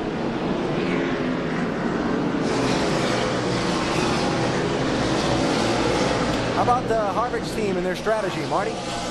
Alan, crew chief Shane Wilson just came on the radio and told Kevin Harvick, man, we need a couple cautions to make this work, but we can't forfeit track position. So do what you do. Go race. Drivers love to hear that. You know, here's the other thing I was thinking about, Randy. You were talking about the drivers getting a little chance to have a breather with that long caution to clean up the oil. The brakes got a breather under that long caution too. How much must that help some of these guys? A lot. I'm sure these guys got a bunch more pedal. We heard Hornaday say earlier his pedal went down about an inch. I'm sure it came back up once that thing gets cooled off. Watching the race for second, Boris Stead in the 9, holding off Nick Janssen in the 28. We saw Janssen earlier when he was the one that kind of triggered that little spin between Michel Jourdain and Ron Hornaday right in this part of the racetrack in the opening couple of laps of the race. Janssen is a 40-year-old, originally from Sweden, now lives in Buford, Georgia. Had a birthday, actually is having a birthday today, turns 40 years old.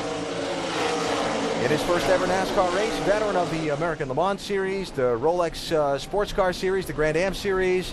He knows how to get it done on a road course. He's just learning these race cars for the first time. And I'm sure Ron Hornaday gets to him, he will give him a birthday present. He's going to have to go a ways to catch up to him. Yes, he will. Hornaday's back in 14th spot. And right now, Janssen is third. This here is a Haas Racing with Jay Robinson team. And it's a neat little association those guys have.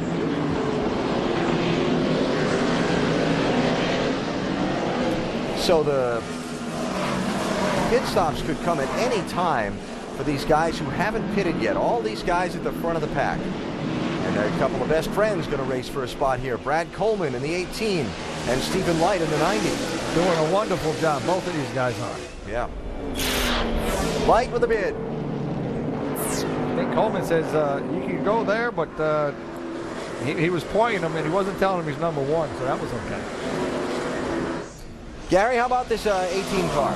Well, Brad Coleman is saying right now, or hearing from his crew, that they will pit in 3 laps. That gets them definitely in their window. He's looking awful racy, however, for this young man. And Bryce Cobb, a spotter for him. He was the guy who discovered him karting in Texas when he was a 12-year-old. Now here he is 7 years later, beating and banging in Montreal in the Busch Series. Wow, that was close for second spot. Nick Janssen looking inside of Boris Said. I'm surprised we haven't seen some of these guys preparing for the X Games tomorrow. Doing jumps and things? Yeah. Where are you going? Yeah. Oh, okay.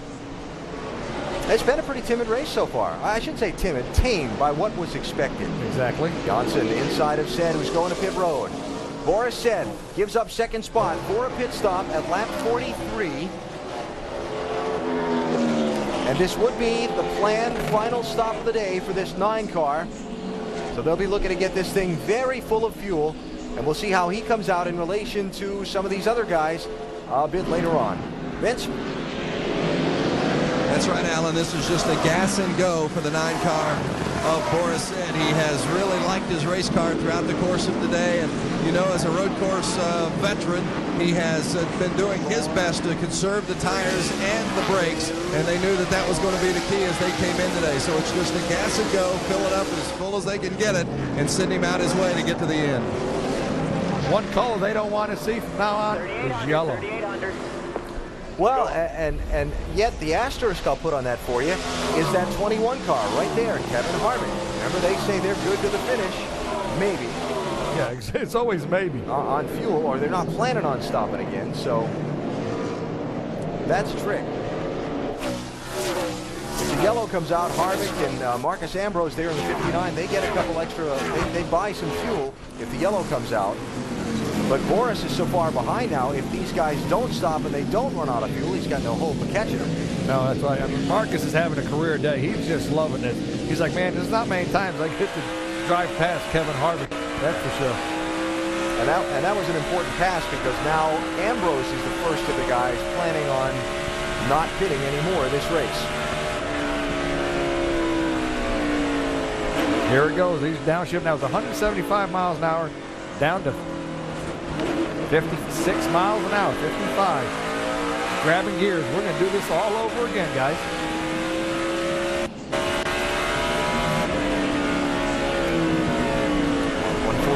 top speed there. This is neat. I mean, there's areas that Kevin's a lot better. Kevin was really good right through here in practice the other day. This is where we'll see the blind section if the radio stage go with us. Brad Coleman has just given up a top 5 running spot for a pit stop. Gary? And that must be tough. They're not changing tires. Fuel only in a very short stop. He's full. They're hoping he's good for the distance now, and he's gone. Jorge Getters also has come to pit road in the 27 car. So the guys that did not stop under that last caution beginning to make their way to the pit lane. And are not expected to come back again for the rest of the day. When will that 22 car stop? Patrick Carpentier, the race leader. Here comes Scott Pruitt. He's not far behind Harvick or the 59 car.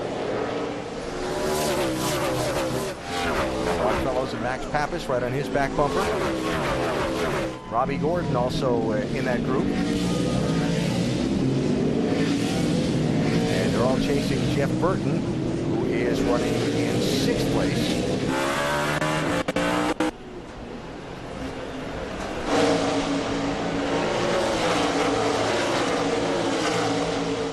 You know, it's funny. You must have to have a stomach of steel to be a crew chief, because all of these strategies that these guys have played are all predicated on, I need some more caution flag laps, or I don't want the caution to wave again. You know, you're just sitting there on the pins and needles waiting for the thing you don't want to happen to happen. Absolutely right. We've seen Max just peel off. Max Pappas just coming into the pits, and so he'll be good to go towards the end of the race.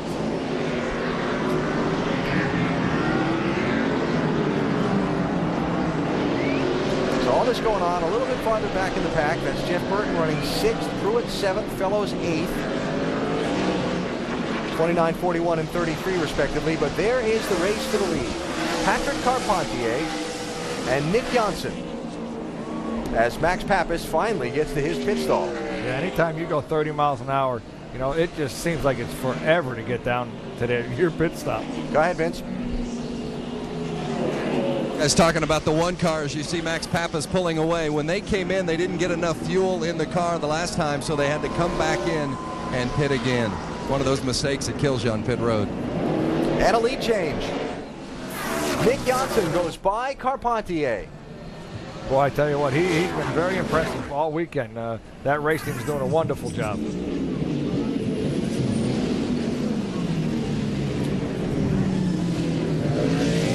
So the 6th different leader of this race is the birthday boy, 40-year-old Nick Johnson. As you see Stephen Light waving, looks like he's going to be heading to pit road here. One of the brake zones, he just whistles it down in there. He goes, okay, there's nobody in front of me. I can't push nobody into nobody. But what a nice move. Light had a thought about following him through there. But I also knew he was going to pit, so I think Steven said, okay, I'm not going to press the issue. Here's the interesting part. These guys haven't pitted. Ambrose has caught him. Marcus Ambrose running 3rd is flying. But right now it's Nick Johnson out in front in Montreal.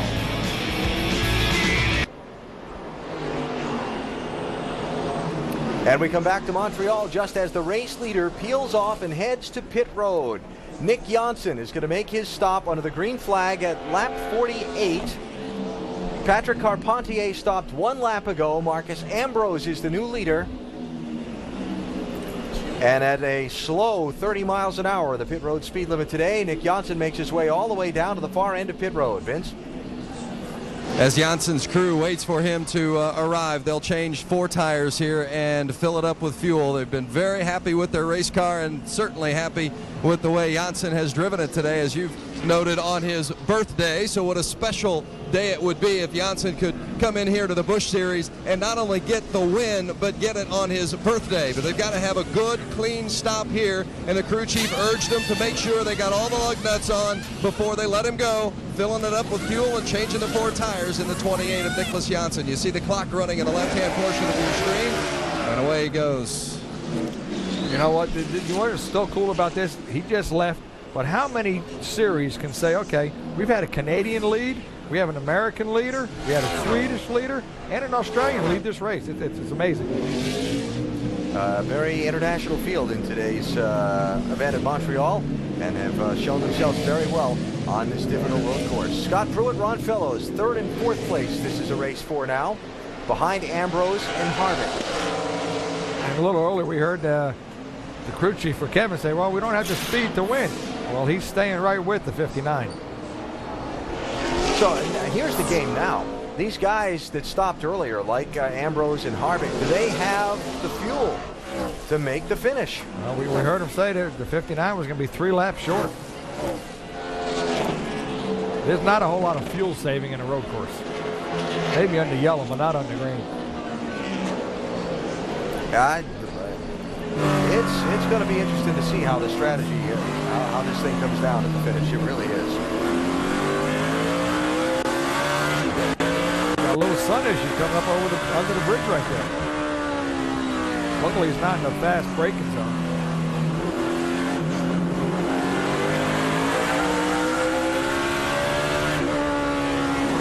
This is that blind section we're talking about. You really can't see a whole lot in front of you.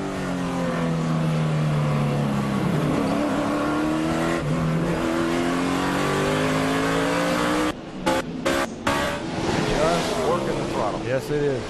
Ron Fellows is one of the best in the business. So Scott Pruitt. Those guys are awesome. If I had to guess, Ron might be just a tick better than Scott right here.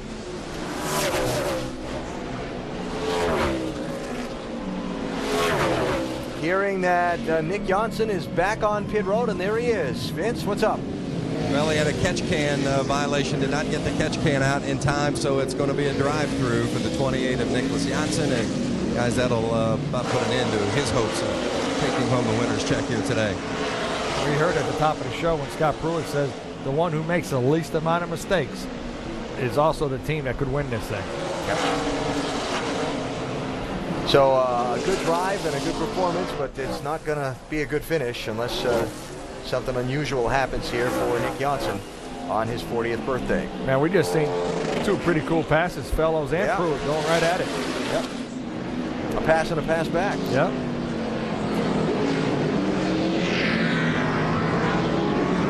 Ron Fellows had a lot of success on this racetrack earlier in his career, won a couple of showroom stock races here in the early days of his professional racing career, and talked about how this place is named for the guy who was his racing hero. Gilles Villeneuve was a Canadian race driver who started off in snowmobile racing and then made his way into automobile racing, came up in the single-seaters and was snapped up by Ferrari to be a Formula One driver for them at a time that was still, in terms of auto racing experience, relatively early in his career.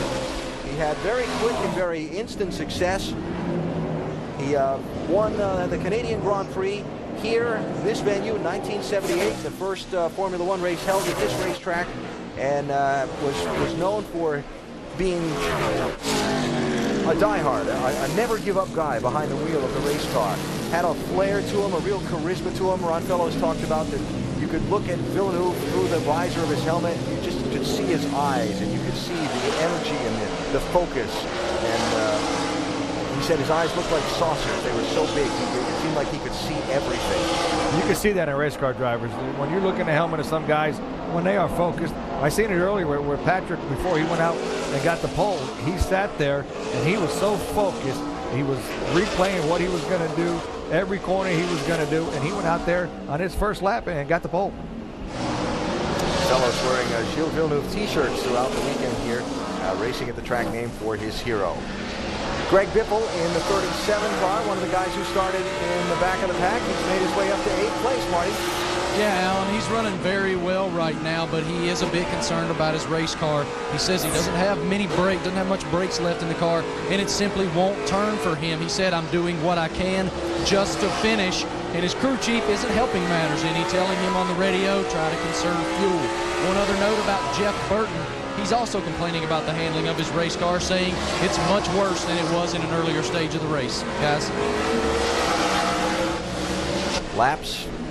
Rubber on the racetrack. Conditions will change. Boy, we heard from Marcus Ambrose. He's loving his car. He's like, well, I'm not even abusing this thing yet. Got plenty of brakes left. That's trouble for the rest of this field.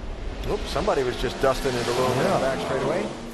Set Lally in the 47. Here's another team with a nice rally through the shuffle of pit stops and strategy and so on. Scott Zipadelli, the crew chief there, has got this 47 car back into the top 10. He's running 7th. Yeah, that's awesome. Bring it on.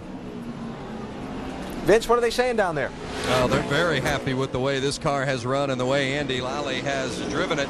And Lally won the GT class on Friday here, his 5th win of the season, so it's been a good weekend for him. But he just had turned the fastest lap of was the fastest car on that last lap, 42.4. And they don't have to stop for fuel any longer either, so they're out there until the end. And they're very confident that he can improve on this current 6th place spot. And that's a teammate to Marcus Ambrose. Both those cars are out of the same shop.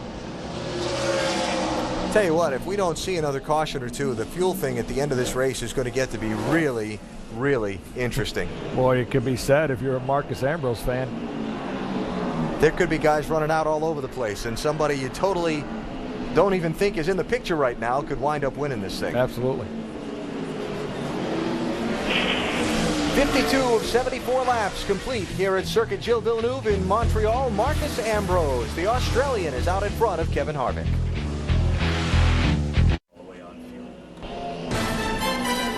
Indy cars roll into one of the fastest tracks on the circuit tomorrow, Michigan International Speedway, for the Firestone IndyCar 400. ESPN2 Sunday at noon Eastern Time. Close championship fight. Indy 500 winner Dario Franchitti and Scott Dixon there atop the standings. For more information, log on to ESPN.com. 20 laps to go at Circuit Gilles Villeneuve in Montreal. Marcus Ambrose is leading this NASCAR Busch Series inaugural event here. He's out in front of Scott Pruitt by 4 seconds. Ambrose is laying down some laps. Yes, he is. He's been fast. I'm not sure if the crew guys say, okay, you can't make it on fuel. Just get as much as a lead as you can. So if you do have to stop, we're going to lose as little bit of track position as possible. Second place has just changed hands. Both Scott Pruitt in the yellow 41 and Ron Fellows in the 33 just went around Kevin Harvick. So kick Harvick back to 4th with Robbie Gordon just behind them, rounding out the top 5.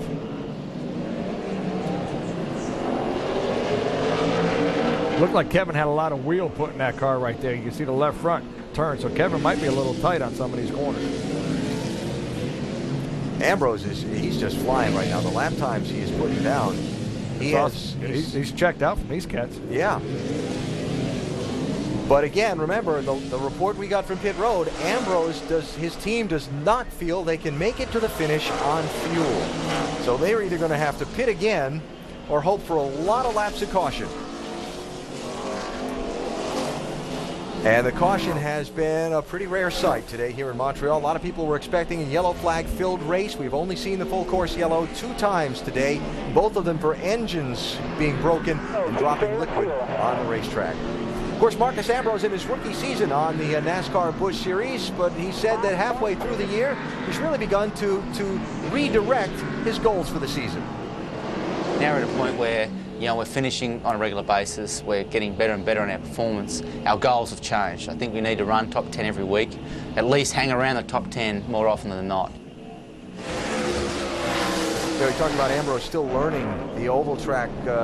He's still going to speedways he hasn't been to yet.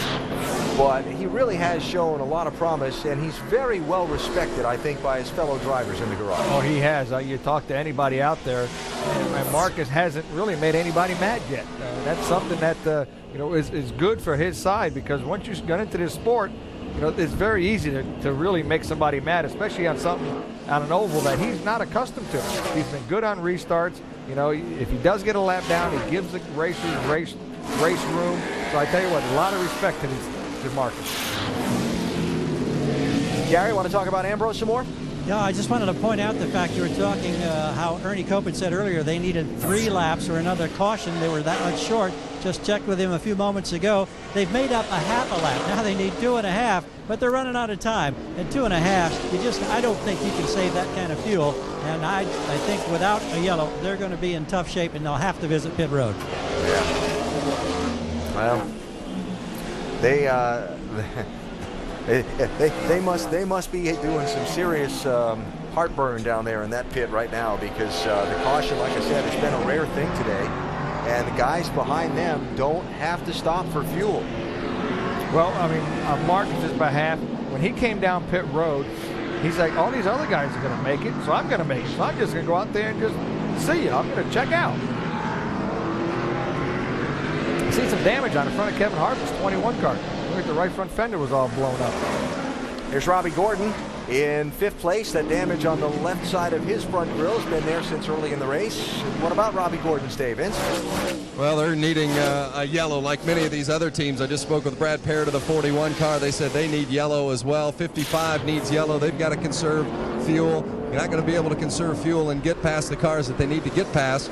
So I would look for the 55 to have to come in, particularly as you noted, Alan, we're not seeing many yellows today. If this one stays green, they're definitely going to have to come for a splash. Got some smoke showing on the racetrack now, but that was from David Ruderman. I think it was coming in a little hot.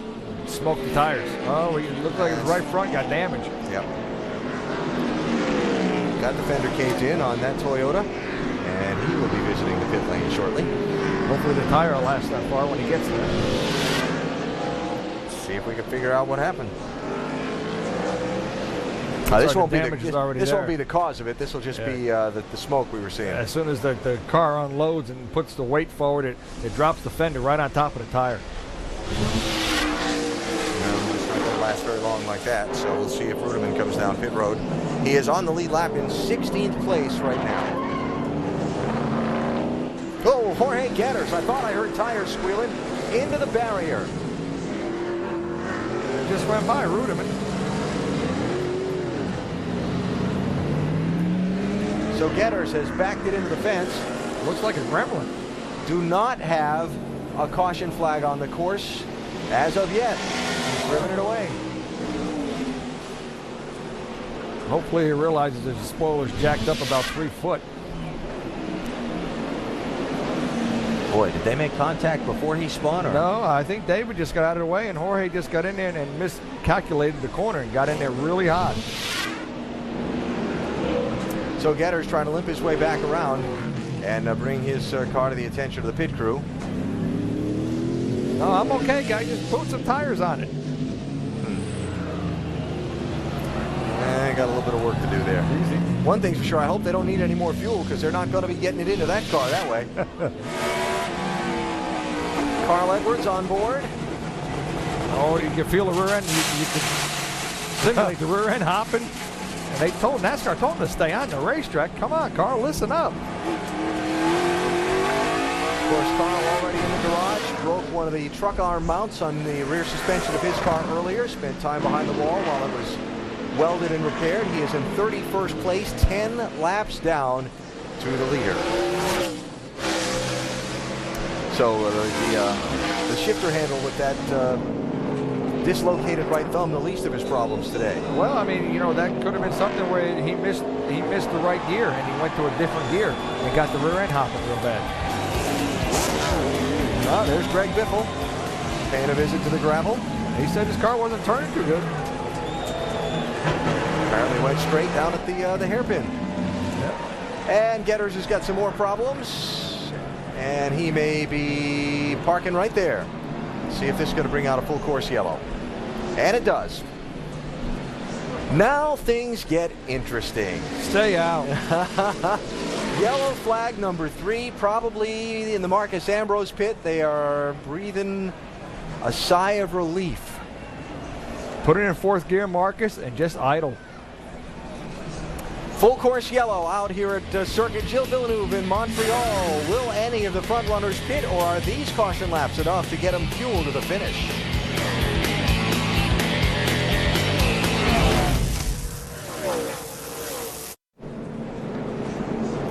Back at Circuit Gilles Villeneuve under the 3rd full course caution of today's race. None of the front runners have come on to pit road. Not a surprise. No, they're all hoping this thing. I'm sure Marcus is running this thing in 4th gear, not even touching the gas pedal. They have to. We heard the guy earlier say they gained a half a lap. Well, they need another 2.5 laps. And you talked about earlier, it's hard to save fuel on a road course. What about under the caution? Oh yeah, it's a lot easier under caution, that's for sure. But you know, on a road course, when you're leading the race, it's hard to save fuel. If you're in the back, you could slow down a half second, 3/4 of a second. But when you're leading, boy, you just want to go and just spank them all.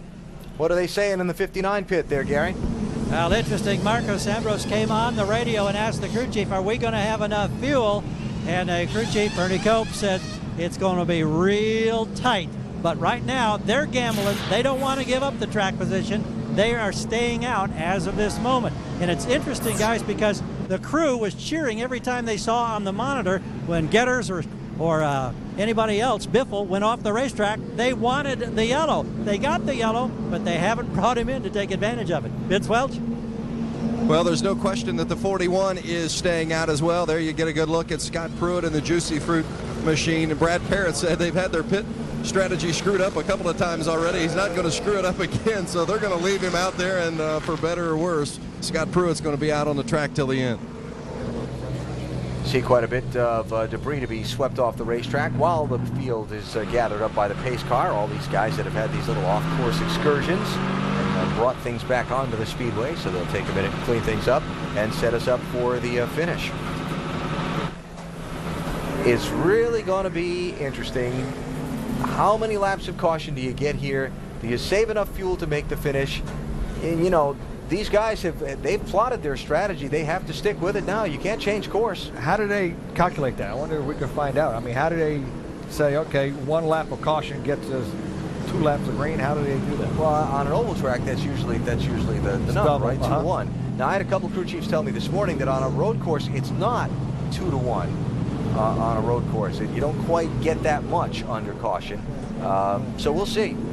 Oh yeah, it's going to be very interesting. Obviously, there's no question, though, riding around here in high gear, almost at idle, you're not using as much fuel as you are when you're revving the engine up and you got your foot to the floor trying to run through the gears. So they're saving some fuel and setting themselves up to make the finish, maybe.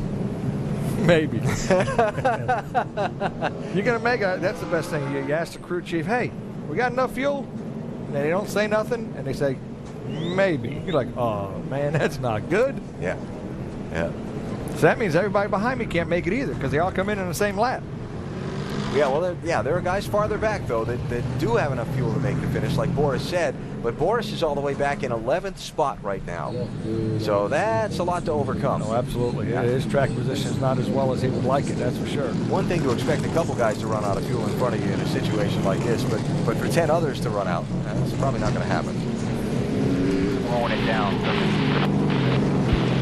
So while we're under the caution, why don't we see if we can reach our in-race reporter, Scott Pruitt, who's running in 2nd place right now. No, they're Scott Pruitt, Randy LaJoy, what's your competition look like out there for the rest of the race? quite a bit here. Yeah, they've been tangling. Don't worry about them. Sounds like there's one of the spotters trying to reach Scott on the radio. All right, let's try it now. Scott Pruitt, Randy LaJoy, you have anything for that 59 car? He's looked very strong all day. How much car you got left? Well, the car feels good. You know, the Juicy Fruit Dodge has been running spectacular all day long. We've been really trying to be careful with the brakes.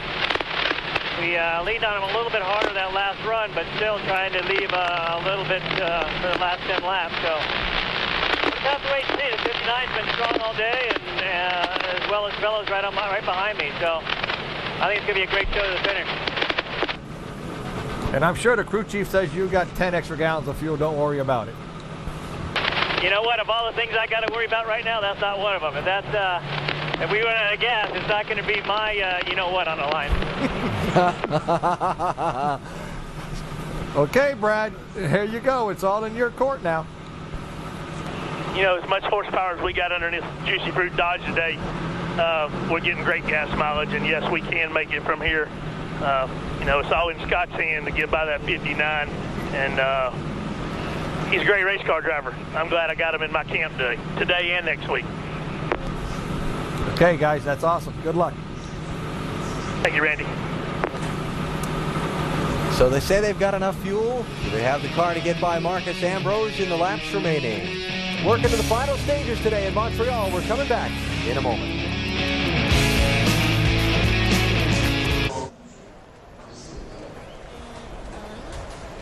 X Games 13 from Los Angeles. Coming up next, you will see Moto X Freestyle, and later Ricky Carmichael makes his X Games debut. X Games 13 next, after NASCAR. And don't forget, Boris said we'll be at X Games tomorrow, but of course first we'll turn our attention to NASCAR.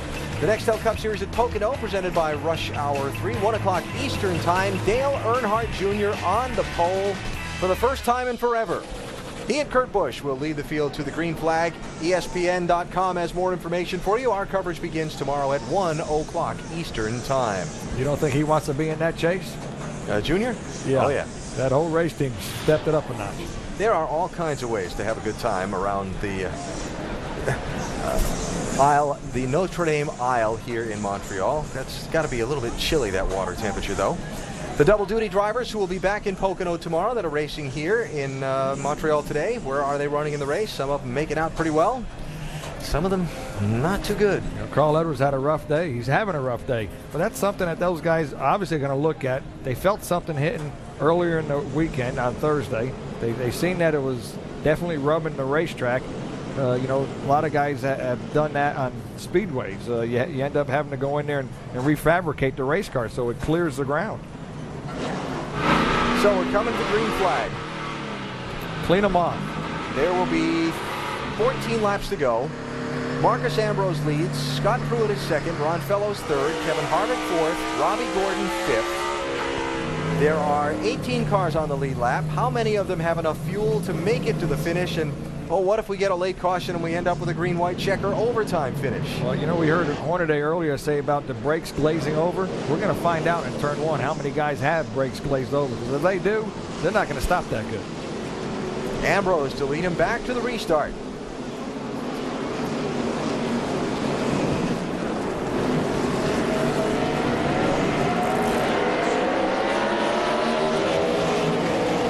That was Andy Lally that didn't get going. Jeff Burton with some contact with him. The feeding frenzy down into turn one on Lally. Good, Hornaday. I'm coming in, guys. I'm coming in. That was big.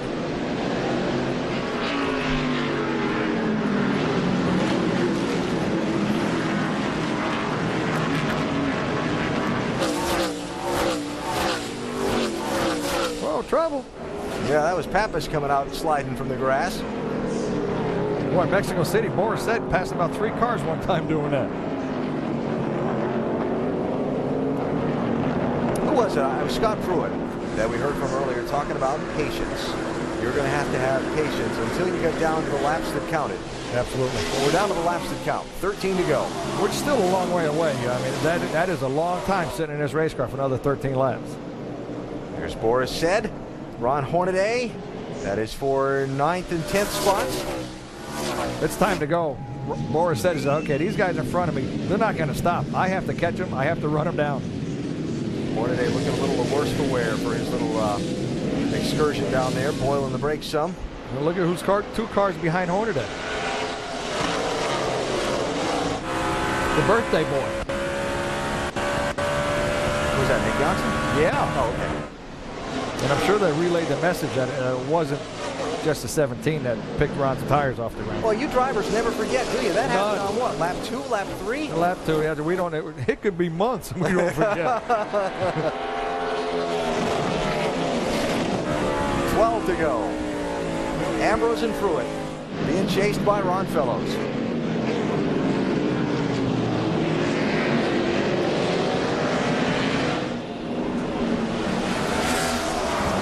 We really have not seen Robbie Gordon threaten to jump up and lead this race at any time today, but here he is, 5th place, with these laps beginning to run out. I'll watch him.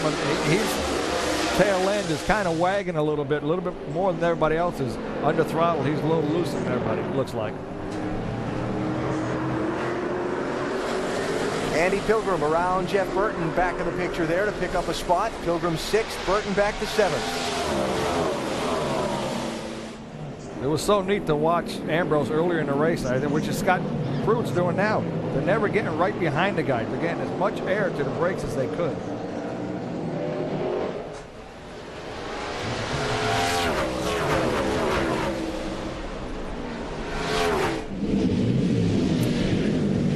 And an out. Robbie Gordon inside of Harvick. Here's bid for 4th spot. Not going to get it.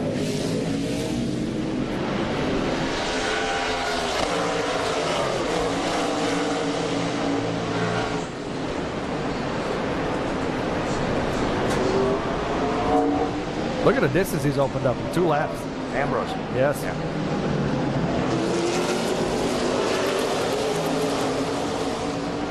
There's Robbie Gordon's crew chief. What about this 5th place car, Vince? Well, Dana Brugman is the crew chief. They were short on fuel before that last yellow. Did the last yellow give you enough time to save enough fuel to get to the end? We're gonna be close, but Robbie wanted to go racing with 10 or 12 to go, so we're gonna let him go. He come here to win, and we're gonna be close. We're gonna give it a shot.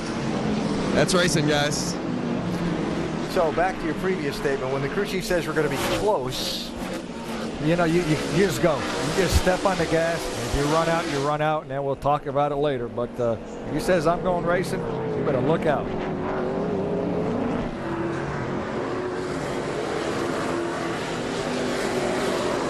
These are 2 old former teammates right here. There was no love lost when they were teammates, so this is going to be interesting. 4th place here. Robbie Gordon outside to the right. Kevin Harvick inside to the left.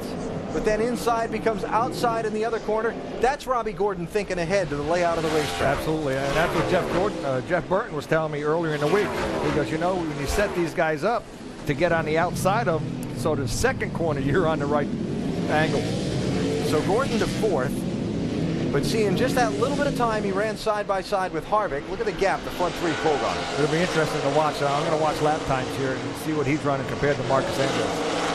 Another guy running some solid lap times. We talked about Andy Pilgrim in that 88 Navy car, getting around Jeff Burton. Yeah, he's closing up on the guys in front of him. A little side-by-side racing gave him opportunity to join this fight. It's a pretty nice drive for Andy. 6th place, first ever stock car race. Absolutely. It's not over with yet. I mean, he did stop on the same lap those other guys did. So it's going to be very interesting. A lot of pressure beginning to be applied here. They were going at it earlier, back and forth. I mean, Ron passed him entering the corner, and Scott got it back coming out of the corner. Ron Fellows in the 33, Scott Pruitt in the 41. But losing time to Marcus Ambrose, who's moving away from them. The question still remains, are they really good on fuel? To me, that's still a question. Only about 5 laps. That's what we're going to be seeing. God, I hope so, because this is going to be a great finish.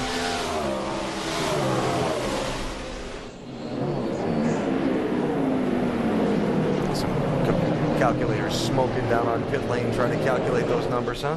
Yes, it is. You watching Robbie Gordon's lap times? Yeah, but it's not as fast as Marcus Ambrose. Marcus is still very fast. Brad Parrott says his car is good to the finish on fuel. What about the 59, the race leader Marcus Ambrose? We are 10 laps away from the checkered flag here in Montreal. Ambrose in search of his first Busch Series win. In fact, neither of the top 2 have won before. Aerial coverage from Montreal brought to you by Goodyear, the official tire of NASCAR, helping NASCAR drivers get to the finish line for the past 25 years. Great day to be flying above Circuit Chile Villeneuve, and on the ground, the caution flag has just waved for the 4th time in this race. Oil on the racetrack again is the cause of the yellow flag. But things have changed around a little bit in the last moments before that yellow flag came out. 2nd place has changed hands. First, one of the pre-race fan favorites, Patrick Carpentier, running a little bit back in the pack because their strategy didn't work out as well as it could have. And now going to run a little farther back in the pack. Yeah, he was setting up the guy in front of him, and the guy behind him says, well, sorry, I'm putting my fender in there, and it turned him around. Now down in the hairpin, the race for 2nd. Ron Hornaday to the outside of Scott Pruitt. Not Ron Hornaday, Ron Fellows, I'm sorry. No contact at all. They both just spun. And look at Robbie Gordon fighting his way to the inside. On board Scott Pruitt. His angle was totally wrong for that corner. He was blocking Fellows, and his angle his angle just messed him up, and Fellows was in there, like, okay, you're going to turn, you're going to turn, you're going to turn. Well, okay, I didn't hit nobody. He's trying to get grip. You hit her back tires just spinning. So in the ensuing corner, Robbie Gordon got around Fellows for second. He kind of pounced on that opportunity, but that scrap for second place allowed Marcus Ambrose to run away and hide from those guys, and then the caution came out and brought them all right back to him. So this might make all these guys say, okay, we can make it on fuel. Yep. On the speeds, Marcus has been faster than Robbie by about a half a second. But man, I tell you what, it's so much easier to chase a guy than it is to lead a guy. So it's going to be very interesting. Marcus is going to have to be up on his game to keep Robbie Gordon behind him. Just talked about how we haven't seen Robbie contend for the lead all day. Now he's second with the laps running out in Montreal. Under caution, we'll come back for the restart.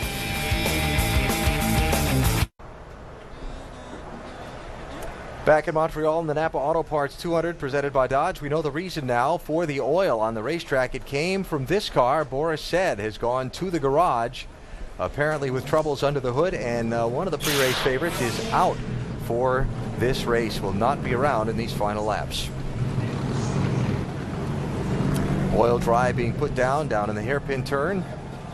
So it's going to be a couple of moments before we go back to green flag racing. While we do that, let's get some updates from pit road. Marty? Thanks, Alan. I'm with Shane Wilson, crew chief for Kevin Harvick. He was once again reminding his driver to try to conserve fuel. Kevin wants to race. Obviously, you guys look pretty smart right now. These cautions have fallen in your favor. Well, yeah, I mean, as long as we go to lap 74, if there's a green-white checker, we won't be looking near as smart right now. But, you know, everyone's done a good job. We built this car and just put a lot of effort in it. And just want to thank everyone at the Fab Shop that worked on this. We, you know, just tried some stuff. But I think the car's really good. We just missed it by a little bit today for the overall speed that we need to, you know, to maybe win. But we're still right there, and a lot of things can happen. How much do you have to coach Kevin behind the wheel and remind him, save, conserve? Well, I don't usually have to coach Kevin by any means, but here, you know, we needed to save our brakes and save fuel here this last run. So, you know, he's doing a good job today. I wish we would have been just a little bit better so we'd have a chance to run with that 59. That's 2021 update. Gary? Well, we check in here with Ernie Cope, the 59. How much easier are you breathing after this yellow? Well, that put us past our window. We should be good on fuel. Now we just got to get a good restart and he do his thing. I think we're going to be okay. We'll just see what happens. Marcus came on the radio and he was thanking everybody, saying regardless of what happens, it's been a terrific day already. But nobody wants to be premature in this situation, do they? No, that's what I said. Let's just wait, run her out, and we'll wait till we decide what kind of day it is at the end of the day. Well, it's been an impressive day thus far, but they still got 6+ laps to go. Well, now he's got Robbie Gordon behind him, who will be all over him on the restart. Look at a bounce. Well, you know what? He has an advantage, but a disadvantage. His advantage is he's in leading. But the disadvantage is he's the first one going into the slick racetrack where they put the speedy dry down. Vince? Here with Boris Said, and Boris, unfortunately, already in street clothes here. What happened with the car? Yeah, unfortunately, we lost the motor, but the guys in the engine department built a great motor, so, you know, sometimes things break. But, this Hellman's Dodge is really fast. I think we had the best pit strategy. I don't know how those guys out front are going to make it on fuel. You know, I was betting they're all going to run out, and we would have cruised to an easy victory. And now you're headed to the X Games. Trying to make the X Games, so I got to run. Thanks. Already got his bags packed. He's in his street clothes and headed for the airplane. Trying to beat some of the traffic out of here, although he would gladly have stayed for the victory celebration if that was an option. Final laps coming up here in Montreal. Ambrose and Gordon, your top two.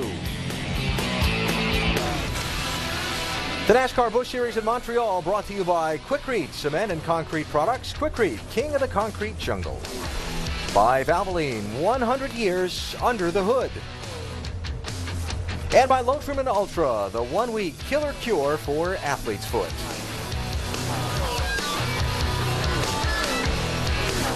Extensive cleanup ongoing here at Circuit Gilles Villeneuve. A lot of oil dry put down on the course. You see down at a very crucial part of it as well, the heavy braking hairpin turn 10. So we are still cleaning that up and under caution for another couple of minutes to go. Marcus Ambrose leading in search of his first NASCAR Busch Series win. It would be quite the turnaround from the recent performances by the Australian driver. He's kind of been on a little run of tough luck. Well, we heard him say earlier, guys, you have done a wonderful job all week. You know, he's all pumped up, and he has a wonderful task at hand to keep Robbie Gordon in his back mirror, that's for sure. And so Ambrose with probably about 4 laps of racing to try and make that happen, and as we heard a minute ago, thinks they've got the fuel to make the finish. Behind Robbie Gordon, Ron Fellows in third, and our in-race reporter Scott Pruitt in fourth. They were racing for second just a little bit ago.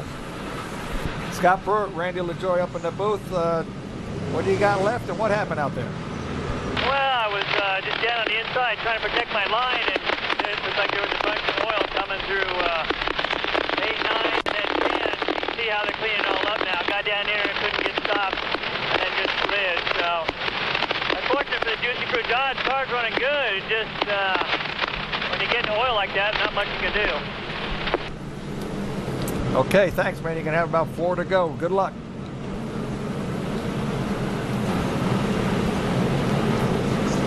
Okay, Brad, what did you see down there? And obviously they cleaned up the inside of the racetrack, it looked like. Yeah, they did. You know, the Juicy Fruit Dodges run great all day today, Randy, and that 47 cost me a lot of headaches today. You know, on that last pit stop, he come around, I had to hold up about 3 seconds, and then that was his rear end grease down there in turn 10, and things happen, you know, and that's like Juicy Fruit and Big Red. You always got to have it. All right, well, he got the plug in anyway. Yes, he did. And I wonder if there's any connection with the 47's teammate to the 59. Andy Lally's gone to the garage area and is with a mechanical problem on his car, so I wouldn't think so. No, I'm sure he didn't want to break, that's for sure. No. So we're down to it here and waiting on the cleanup. It looks like we're going to be at least 1 more lap under the caution flag. And let's show you how we got to this point in today's inaugural here in Montreal.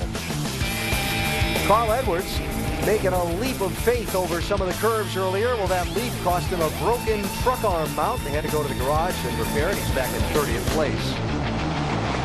Patrick Carpentier started on pole, led some laps, got spun around a little while ago. He's back in 14th. And here's that spin just a minute ago. That's right. Like he says, the Goodyear tires are awesome. They have no grip when they're in oil. That was a race for second place between Scott Pruitt and Ron Hornaday at lap 65, 4 laps ago. So now Fellows is in, I keep saying Hornaday instead of Fellows, don't I? He's been in that 33 car a lot this year. I know it. Fellows is in 3rd and Pruitt is in 4th. And we're getting ready to go back racing here, hopefully in just 1 more lap. Well, Hornaday's been in a lot of action today. Yes, he has, and he's kind of close to that cat, the 28.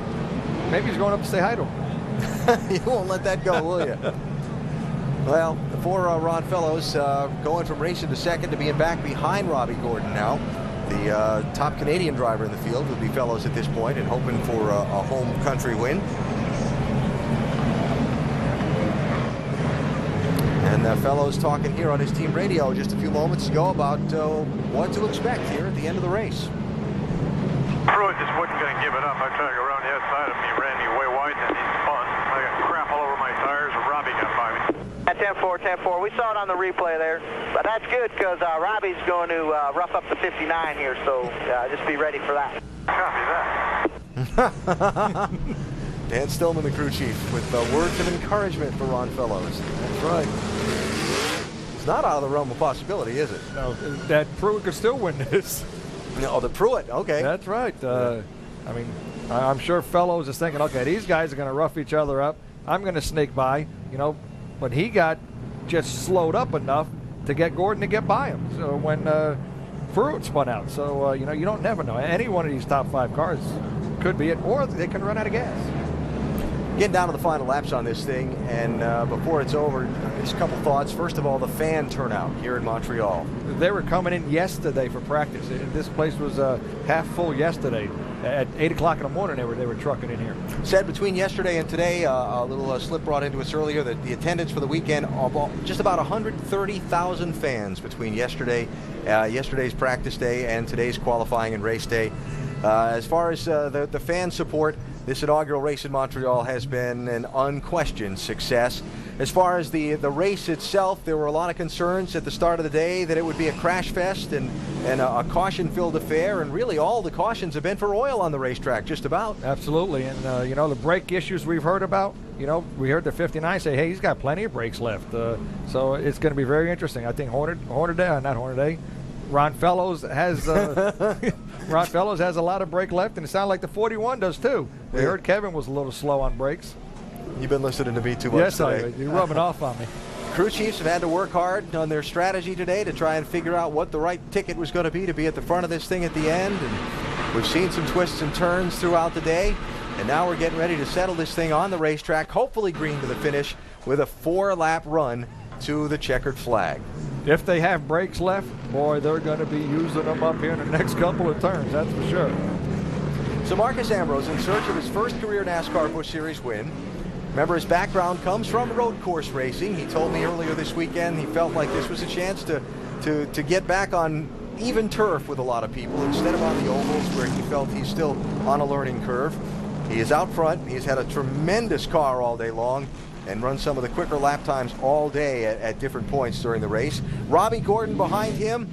Robbie's got a stellar record on the road courses and is very hungry for a win. Let's check in Robbie Gordon's pit. Vince? With Dana Bregman one more time, and a little bump and run here. What do you got in store for us in these final 4 laps? I don't know. We'll see what Robbie does here. I have all the confidence in the world. He'll be fine. You guys had talked all weekend about just being patient till the end, getting in position, just as you are now. Do you have the brakes in the car to get past Ambrose? He's been awfully fast. He has been fast, but Robbie's really took care of the car really well today. We got good brakes yet, so I think we'll be fine. Did you like how he smiled there when he talked about the old bump and run, guys? Maybe that'd be a little fun for him, huh? It could look like the X Games here in a minute. Well, we're going to find out. Marcus, NASCAR says it's clear enough. They're going green. We are coming to the restart. There'll be 4 laps to go in this race. I would keep a careful eye on those first couple corners after the start-finish line. The heavy braking zone with the left-hand turn 1 and the right-hand turn 2. And then at the far end of the racetrack, when they get to the big hairpin, also the heavy braking zone. What's Ambrose trying to do here? What's he thinking for this restart? He wants to get a good start so he could get away with a couple car lengths, so he has a little breathing room getting into 1. If he gets out of 1 with some breathing room, boy, I tell you, he's been fast, and he could yard these guys by a couple car lengths. His big things, he has to get through the gears good. Hopefully he got the thing cleaned out. He doesn't spin the tires. So if he gets a good start, he wants to get away by a couple car lengths right here. Right, 50 yards, Marcus. Green, green, green, green, green.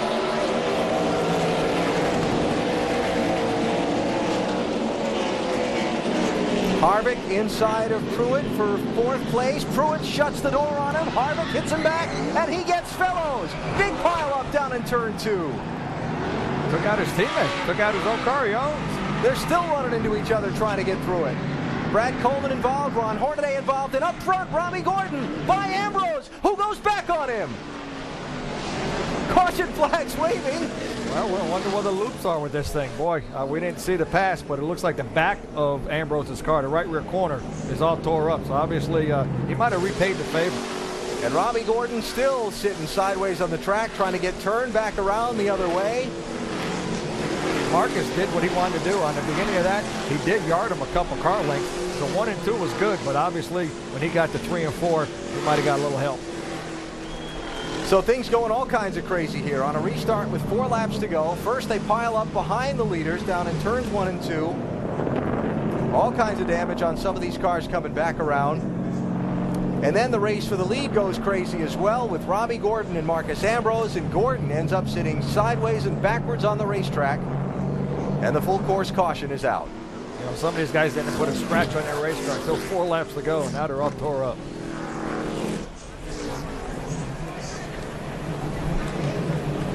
Here's it's Robbie Gordon, first of all, coming back up the racetrack, so we might want to keep an eye on that, see if he's going to come knocking.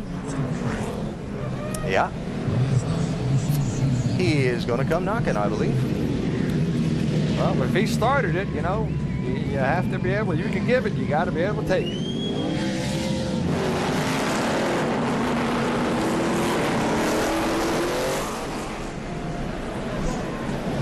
NASCAR usually doesn't take too kindly to contact between the cars under caution, especially when it's a payback issue. Well, Mark has got to be very careful here. He don't mess up his toe on his car. Well, here's the other question I have, Randy, is when was the caution thrown? You talked about the scoring loops and how NASCAR freezes the field under the caution. Was the caution for the pileup in turn 1, and who was leading when the caution came out? All right, first of all, here's the big stack up down in turns 1 and 2. Well, they got in there and they just run out of room. They were both going to the bottom of the racetrack, and when that happens, these guys, some of these guys' brakes might be lower than other guys, and they just pile right into each other. And they kept on piling in. Yes. Well, I mean, Kevin probably wasn't too happy because he was pushed off into the grass, and he wanted to tell the 41, I didn't really appreciate that. And on board, Kevin Harvick.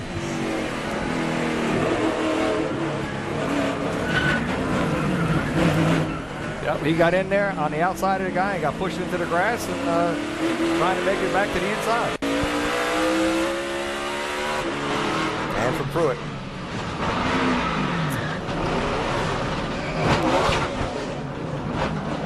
That's the worst thing when you're sitting there. When you're sitting there and then things starts hitting stuff. Boy, things have gone downhill in a hurry for this team. Contended to win the race just a little while ago. It looked like there was a couple accidents happening there. The 77 got pushed off the track, and he come back on the track and there was 2 different wrecks, but they all ended up in the same pile. And now, between the top 2 for the race lead. You can see that flag waving on the outside there. So Robbie Gordon riding around next to Marcus Ambrose, probably. See if we have another look at it here. We didn't see what happened. Caution flag waving. Yeah. When they came around that corner. So, and this is just speculation on my part, but I'm speculating that Robbie Gordon is saying, hey, the caution flag was out, so I'm the race leader. Even though I got hit and spun. And it looks like they put him, well, I'm not, they've been messing with it. Oh, there's switched again. Gordon in the front, Ambrose in the front. That's just where they're crossing the scoring loops on the racetrack, Randy, flipping the automatic scoring that you're looking at over there. The question has to come from race control. Who is leading the race? When did the caution come out? Correct. And what's the picture here for these final laps of the race? Oh, and by the way, we're running out of laps here too. Yeah, and everybody says green, white, checkered. Green, white, checker. Some of these guys weren't going to make it. The word from race control is that Marcus Ambrose is the leader of the race. Where are they going to put Robbie Gordon? And that's question number 2. When did the caution come out, and where does the 55 go, and how is this going to look for the finish? So we'll wait for the word from the officials on that one. But in the meantime, they're cleaning up the mess and going to get this thing put back together, and we'll go back racing again for these final few laps.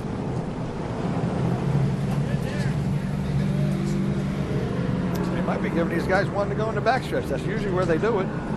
Well, we still got a couple of pieces of equipment out on the racetrack here. The safety equipment going back to their spots around the course. There is the damage to Jeff Burton's car. It's a great view. He's just going in. He says, okay, I'm all good. I'm just going to take this corner. Oh, I see a couple of guys wrecking. I'm slowing down. Bam!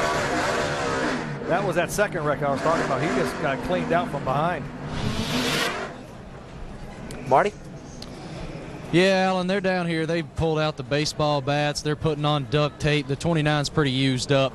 Burton was pretty calm, though, about it. I think that when you get down to the end of a road course race like this, such things are apt to happen. Burton will get back out on the racetrack and finish the race. But, again, this car's pretty used up. This was a day that this team was going to gain on Carl Edwards' team in that Owners' Championship that we talked about earlier on NASCAR Countdown, but now they're not going to gain as much. Yeah, Edwards is out in 30th place on the racetrack, and Jeff Burton is on pit road getting his car put back together. And right now being shown in 16th, still on the lead lap, but that's subject to change depending on how long he sits there.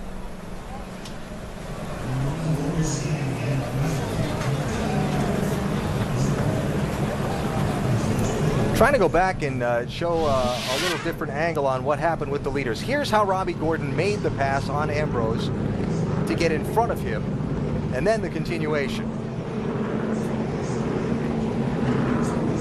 So Gordon by there, and then Ambrose back off that same corner. Ambrose got a great bite up off that corner and just kind of jacked Robbie up, and just going a little quicker than Robbie was. Vince?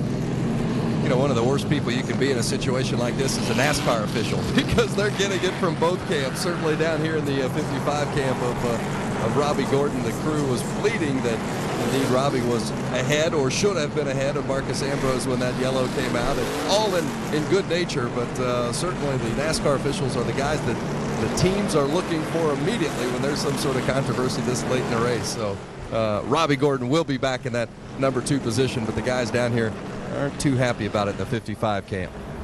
Well, actually trying to hear where Robbie Gordon is going to be in the restart order here, as NASCAR is looking at some video and trying to sort out the running order when the caution came out and who goes where and so on. So we got one of those situations going on right here. That's right, and Andy Pilgrim's like, hey, I'm second, not you. Mm-hmm. It's tough to be the referee, isn't it? Yes. So it looks like we're going to be coming to the green flag. 3 wide? And my question is still, who's the second place car going to be? And if it's not Robbie Gordon, where in line is he going to be?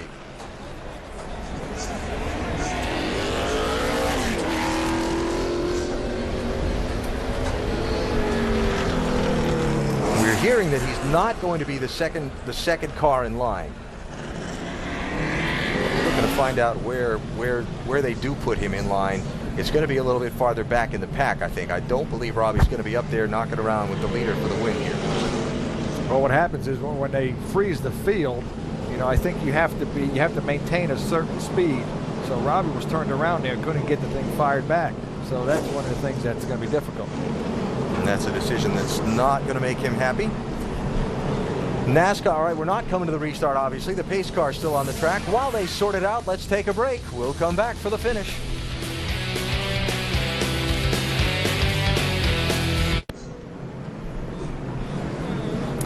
X Games 13 coming up next on ESPN2. But right now we're trying to settle a NASCAR Busch Series race in Montreal, and it's gotten wild here in these last 15 minutes or so. This guy's knocking around for final finishing spots on a restart just a moment ago. 2 different wrecks. You have this one here in the front, then you have another one coming right behind it. Kevin Harvick gets pushed off the track. He says, thank you, Scott Pruitt. Scott Pruitt gets into Ron Fellows. Ron Hornaday gets into Burton. Brad Coleman comes in, and it's just a little parking lot down there. And while all that's going on, the guys up at the head of the pack racing for the lead trade the top spot and some paint as they go up the backside of the course. Robbie Gordon, we didn't see how he got alongside of Marcus, but obviously he did. And Marcus like, well, I'm not quite sure I want you there. And he picks his back tires off the ground. And so Marcus Ambrose back in the lead after giving it up to Robbie Gordon for probably about 100 feet. And then Robbie came back up alongside Ambrose and said, hey, how you doing? I'm not pleased with you at the moment. No, not at all. We said earlier that Marcus hasn't made anybody mad other than the 55 car.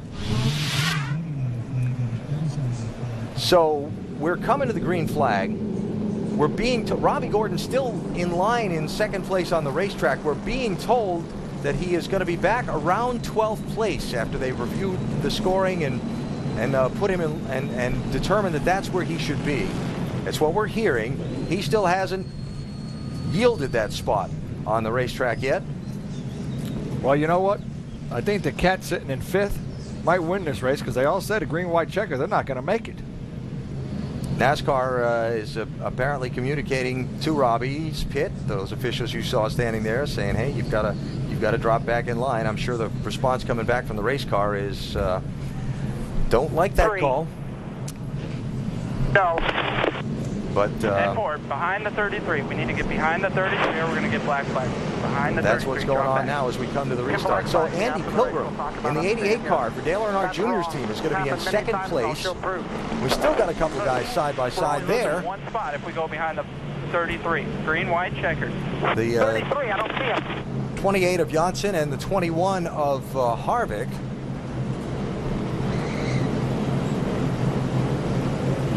And we are going to have an extended race because we are under caution now.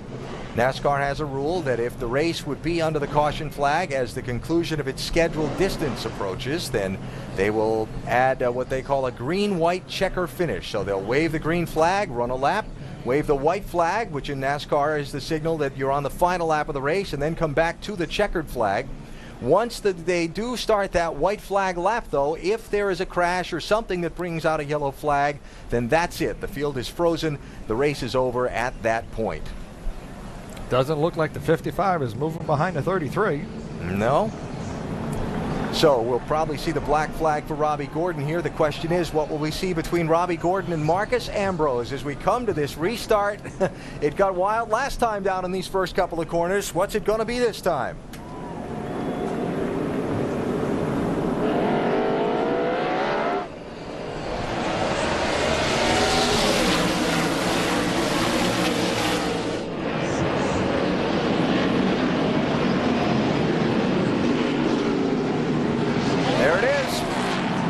See that coming, could you?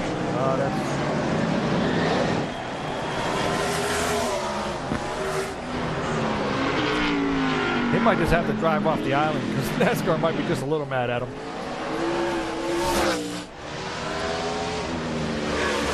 All right, so the lead is changing hands here now. Kevin Harvick has just gone out in front. A confusing situation to this race. Robbie Gordon may now be first in line on the racetrack, but the lead belongs to Kevin Harvick. Now, here comes the driver from Quebec, Patrick Carpentier, trying to see if he can catch Harvick and pass him for what would be the win. These fans are going nuts here. And remember earlier that the 22 got spun out. Harvick, he's up on the wheel. He's got the wheels. Uh-oh, he's off the track. Here comes Carpentier, looking for a way around. Harvick gonna block, and they're stacking up behind him. We didn't see, but Andy Pilgrim got into, there we go. This is awesome. Max Pappas in the one right there. Harvick trying to block. Carpentier looking inside. And just 2 more laps yet.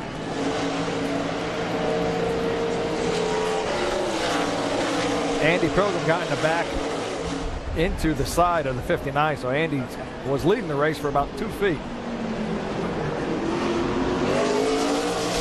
So here they come to the white flag to begin the final lap. Kevin Harvick is the race leader. Patrick Carpentier in the 22 from Quebec is second, trying to find a way around. Max Pappas is third in the one. 13 corners to go. Patrick got in a little hot there. He's opening up the chance for Kevin to get away. Here comes Max Pappas inside of Carpentier. They're going to make the corner? One of them.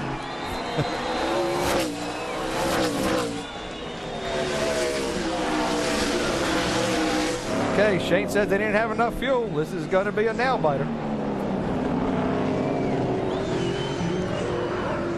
The big hairpin turn coming up might be Carpentier's best opportunity to pass Harvick if he can get close enough. He's not right now. Got 2 more braking zones to reach him.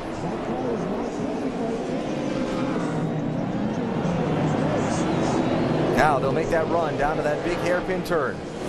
Look at Harvick sliding sideways. All these guys, they're up on it, and if that still go, they're going.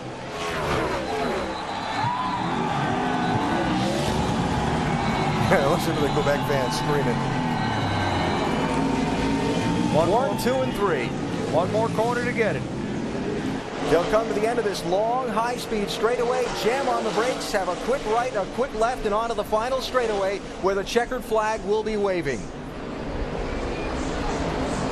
Kevin Harvick started at the back of this field. Is he going to be able to hang on and get the win? Carpentier trying to find a way around.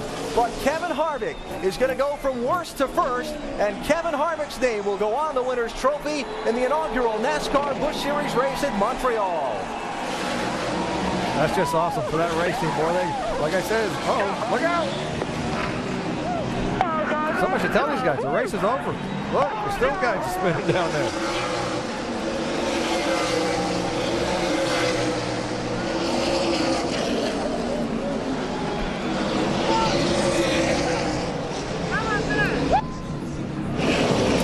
Well, I'm not sure Shane Wilson actually believed his car would be going to victory lane, Marty, but they are. A huge victory, the first winner ever in Montreal. Shane, your fuel mileage worked. Good job. Well, yeah, no, that was an awesome race. You know, we didn't have the best car today, but we just soldiered on and had a little bit of luck, and Harv did an awesome job, man.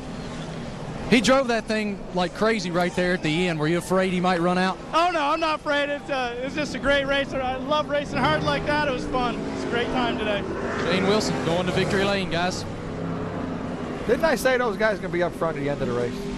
Yeah, you did. I don't think anybody could have predicted how it would unfold, though. What a bizarre finish. Max Pappas congratulating Kevin Harvick. Harvick, the winner. We'll come back and review this wildness we've seen in the last few laps in a minute.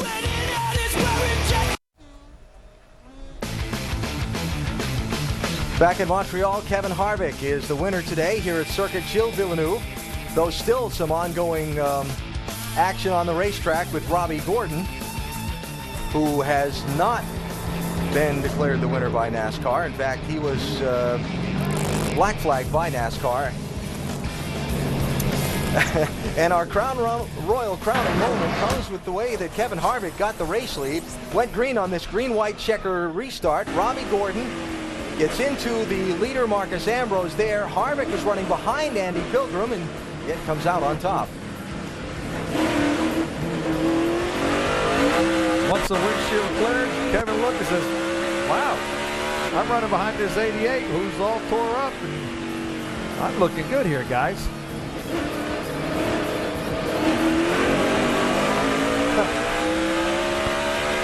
Kevin knew earlier that Robbie Gordon shouldn't have been in front of him. Well, it's going to be one of those races that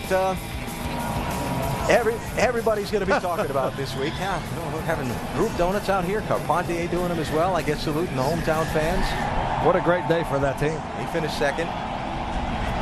You see NASCAR officials there around Robbie Gordon's car. They're still running. They didn't run out of gas, so they have plenty of gas left. And Kevin Harvick trying to make his way into where victory lane will be here at Circuit Gilles Villeneuve. I started to say a second ago, this is going to be one of those races that everybody's going to be talking about in the garage area tomorrow at Pocono. They'll be reviewing the actions of the drivers involved, and did the officials make the right call? Got to give them something to talk about. Oh yeah, this one will be knocked around here for a little while. He's got the Montreal stripe on the inside, opposite of the champions wall. He went on the other side of it. I want to hear Harvick's reaction to how he wound up winning this thing too.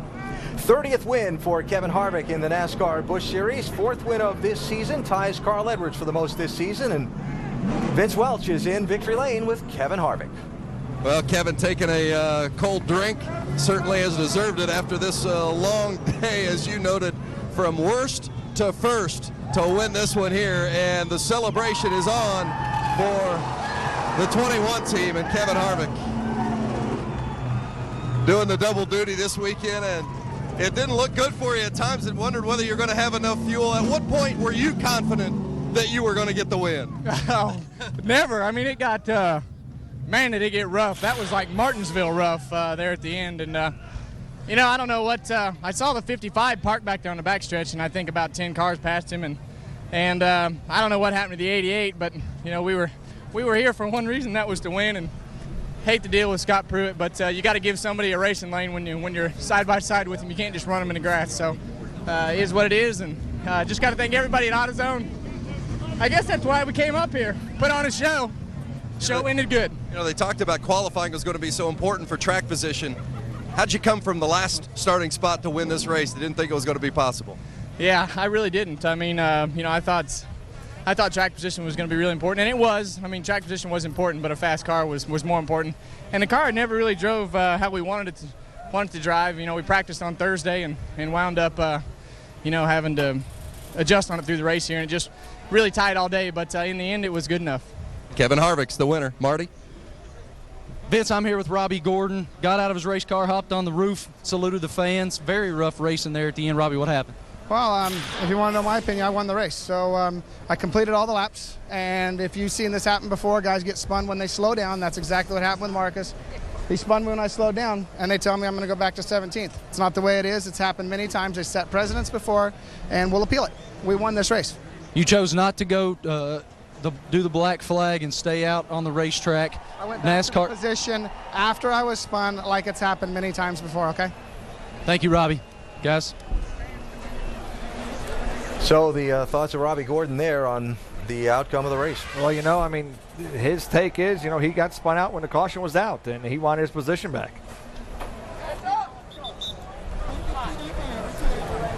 Hoping to get a word from Marcus Ambrose before we leave the air as well and get his reaction to the events of today. Coming up next, X Games 13 from Los Angeles. And let's hear, we have Marcus Ambrose now? Let's hear from him. We do have Marcus Ambrose. We only have a minute here, Marcos. Your emotions, your thoughts, what happened? You knew that there was going to be an attack from Robbie Gordon, the 50. Yeah, I'm devastated. You know, I promised myself when I came to NASCAR that I've been given such a chance that even if I have the worst day, I'm not going to be mad. And I'm not mad. I'm just disappointed. You know, I feel bad for Kingsford Ford, my team. You know, it's just this close. You know, an amazing attitude for a guy who's had the heartbreak of the day. Ambrose unofficially listed in 7th, pending the review of the finishing order by NASCAR. So Kevin Harvick wins in Montreal. Coming up next, X Games 13 from Los Angeles, Moto X Freestyle, plus Moto X Racing, where Ricky Carmichael makes his X Games debut. That is next. What a crazy finish to this race. Was. But a great weekend. Huge support from the fans, a fun place to come to, a wild race they got to see as well, and Kevin Harvick wound up in victory lane. For our entire ESPN crew, Alan Bestwick saying so long from Montreal. X Games are next. Don't forget the race from Pocono tomorrow. Now let's go to Sal Masekela.